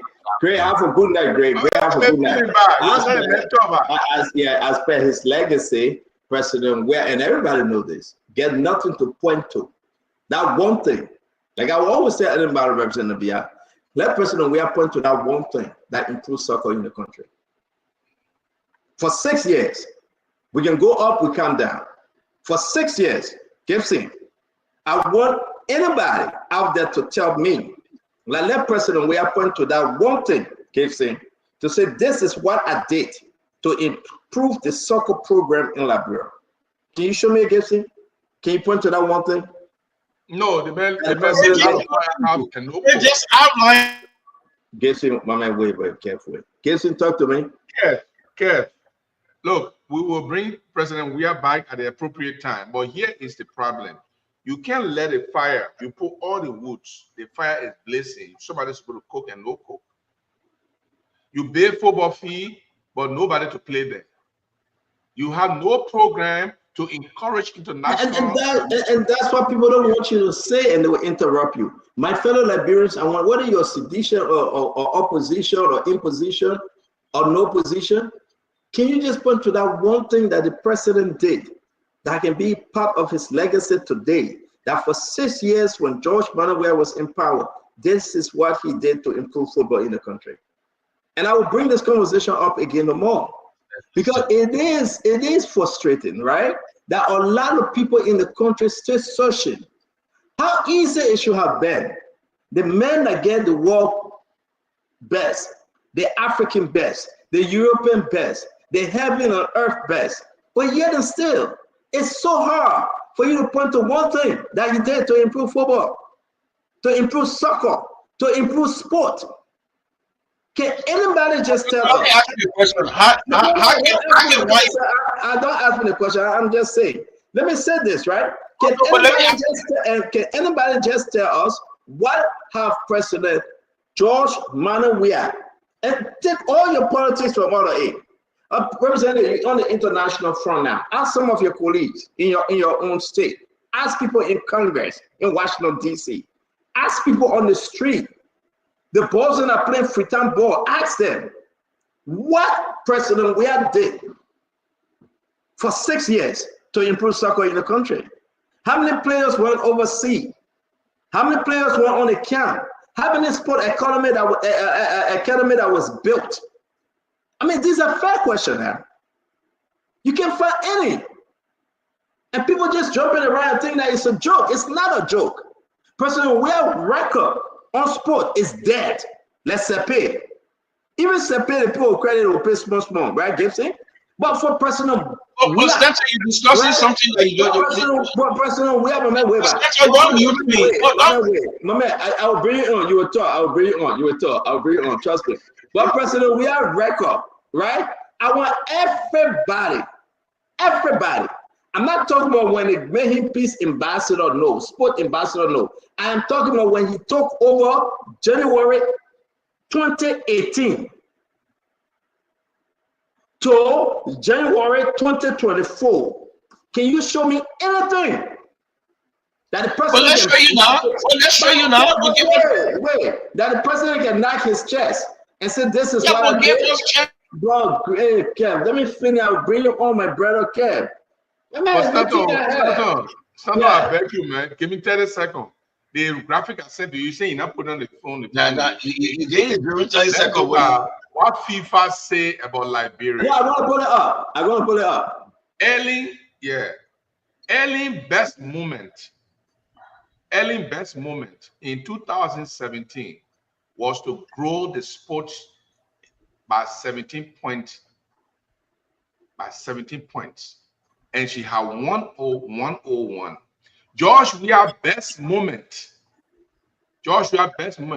is to grow sport by 148, while Erling was 101. There's no comparison if you look at the graphics. Let me help you guys there. Come to you. Let Jerome finish. Beg you back. Let me finish. What you guys are talking about is bringing Salinsa to stay with you in France when Salinsa was playing soccer.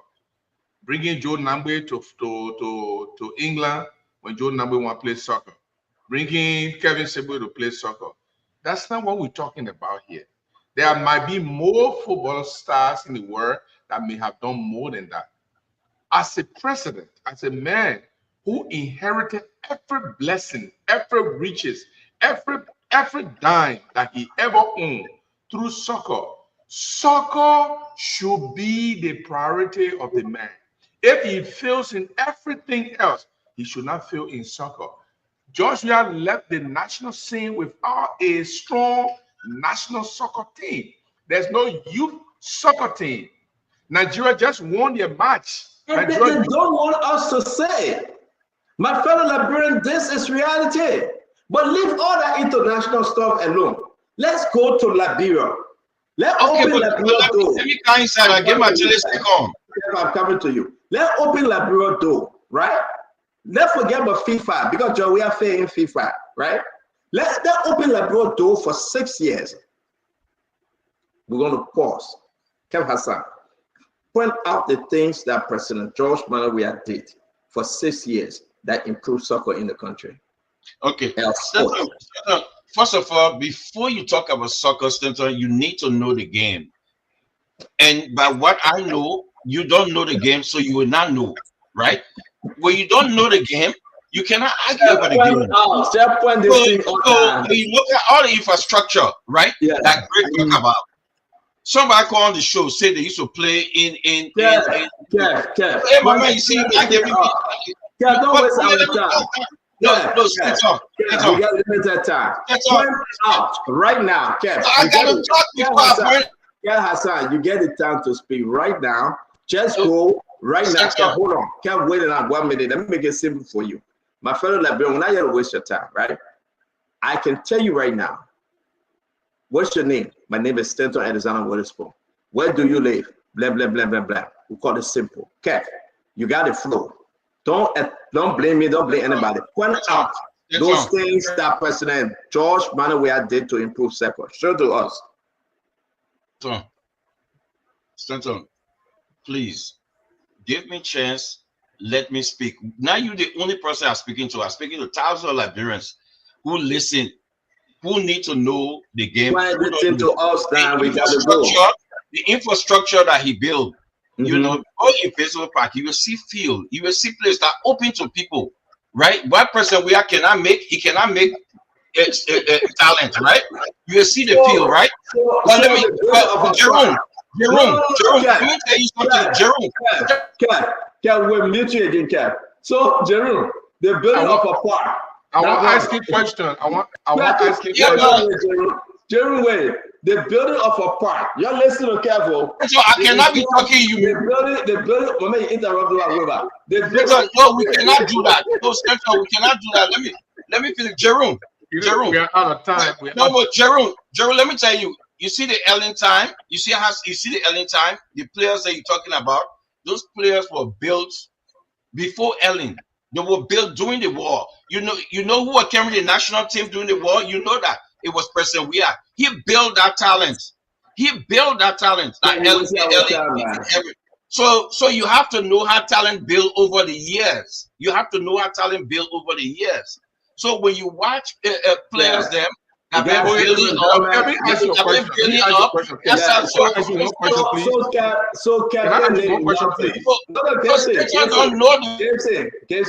It will be so unfair. The Liberian people are listening. All what we see Kev doing, he just screaming. He can't name nothing. Yeah, right? But you keep Kev, because you gave us headache, right? We just want to ask you a common question. We'll reduce it to 3. Kev, you will answer us today. You're not wrong. Stop screaming. Calm down. Drink some Coca-Cola. Calm down. The only thing we want to hear from you, Kev. Name. We took it from 5. We brought it to 3. Name 3 areas, 3 things that the president built and he left to improve sport in the country. You say park, all the park that he not built, you consider that. Name 2 more. Let you. Okay, the thing that you don't know, right? When you go to a baseball park, you see a beautiful field, and you know that field there. That field there for people to train, right? When you go around the country, around the city, you will see field that he built, right? That he built. President Weah cannot. You see, these are you got nothing to talk about. Give me ask your question. Let's go, man. Okay, Kev, here's my question. Here's my question, Kev. Here's my question. Let me ask you my question, Kev. I agree you build a visible park, they build visible park and post soccer page. What organized program that make the professional use of the park to grow talent? Is there any? Yeah, there's a lot of organized program around. You know, a lot of teams around who use that park. Who get? Someone was talking about. Gray was talking about. Let me come in quickly. No. Gray was talking about.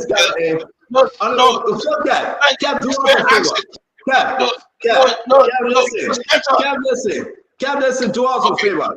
Answer all your questions, don't mention park. Answer all your questions, don't mention park. You know what? You go ahead, your debate. Because you cannot allow. Because if you don't know the game, Don't argue about the game. If you don't know how talent built over the years, do not argue, stand tall. That's not your area. So Kev, we agree. But again, we're gonna be patient here, my brother, right? Kev, wait. I beg you, because you had to get ahead. Okay, Kev. Because Okay. we want to hear you well. We want to hear you well, Kev. I beg you, Representative Bia. Representative, I beg you, Kev. Don't make mention of park. Gibson asked a brilliant question. What are some of the programs that this government under George Manneh, we are the president at the time, built that have improved soccer situation in the country? Okay. I will attempt to speak, but if you interrupt me and reach, I will just leave it. Then I'll be done with the discussion, because I have to. When I want to go there, you deliberately will cut me off. Go there. You don't want it to be. You don't want it to be out, right? Because you are not naming anything. You just arguing. First of all, Stanton, the number one thing you need to improve soccer is the pitch. Where do we train? That's the number one thing. That's the number one thing.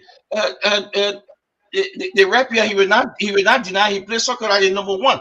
A fitting place for people to train. Once you give that, then people will come out to train. Other people will form a club. Other people will form. When Samuel Doe promoted George Weah, then how many parks he got? You see, that's one thing you don't get. Samuel Doe met that talent. Oh, he met the talent in George Weah.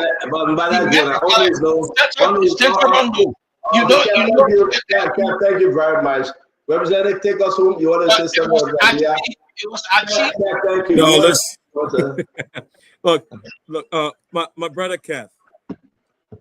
So I mean, what you say? Look, even if you say let's just assume you know what? we all agree. You know what? Let's just assume that we all agree there is no talent, right? Let's just how do you develop talent? Structure in place, right? You got to put structure in place, facility in place, right? So those parks that were built, I do agree with that. With parks already built, every other thing, but those parks that individual people would go and just hang out and have fun and do those things. But there is nothing. People play games there. Give the representative a chance to talk, that Kev. No, people play games there. I agree with you. People Give the play representative a games. chance to talk. I beg you, man.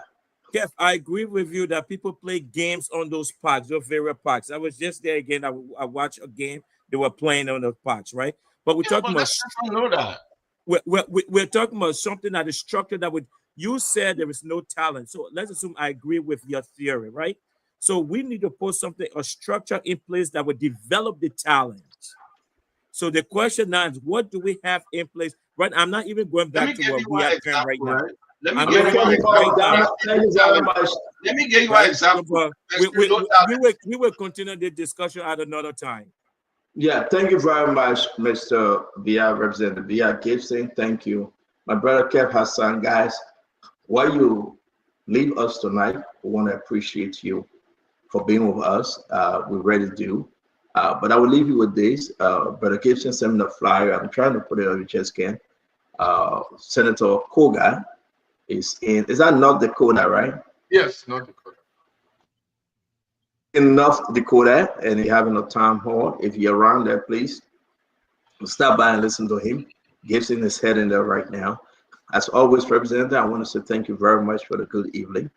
To my fellow Liberians, if you cannot identify directly, Gibson, what do you have in Liberia as a business? Gibson, you get 2 seconds to name me any 3 business, if you can, that you have in Liberia. Can you do that real quick, Gibson? Yeah, I can do that. I have a 24-hour radio station. I have 2 pharmacies. I have 1 entertainment center. And finish, Gibson. You finish. I have Gibson, you finish. Gibson, you finish. Directly, in less than 10 seconds, Gibson named me his 3 achievements, and he even going more. Period. If we come on the show and we say, what have President George Manneh done to improve sport, to improve sport, and to increase the likelihood that our sports situation is better, right? So that's not your... Kev, stop interrupting. I beg you, my man. How you interrupt? Our brother Kev cannot name any. He just can't. And he fell flat. Okay? And that's a problem. He cannot name any, and he fell flat. Now, I would say the same thing, Gibson, that the Unity Party people have problem with. They will come and say, we are doing better. Then you ask the open question. Give me some of your development activities that which you are doing, that you say you are doing better. Then they will be stuttering and they will get angry. Till these people can point up to that which is so good for the Liberian people that they are doing, we will not believe them. It's all tautology. It's all yama. It's all tabata. 6 years the man there, sport, football, outcome, all over. You cannot point to one thing. You taking us to Park, to Safi. That's the only greatest achievement. 6 years. Now we're in 17 months into this government. If you ask any of them, they will say, well, we're doing better. Where is it? And then they will start talking yama. So we will stick with this question because the Liberian people need to know, and they need to know exactly what we are talking about.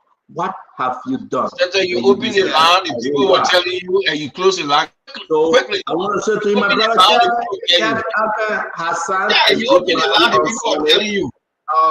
My brother Gibson, Jerry. So you open the line right now. Open the line right now. The only thing Captain do is to disturb. Dama, you want? Okay, if you be quiet, I will take call. If you just be quiet, I will take call. Take call. So you're not going to interrupt, right? No. I'm reaching my... Dama, you can come on the show. Dama, come on the show, please. Dama, it's good to have you all the time, my brother. Thank you for the long day today. Be blessed and have a good night. We'll be back tomorrow with our regular programming. Not take call. Bye-bye. Yeah, I'm good.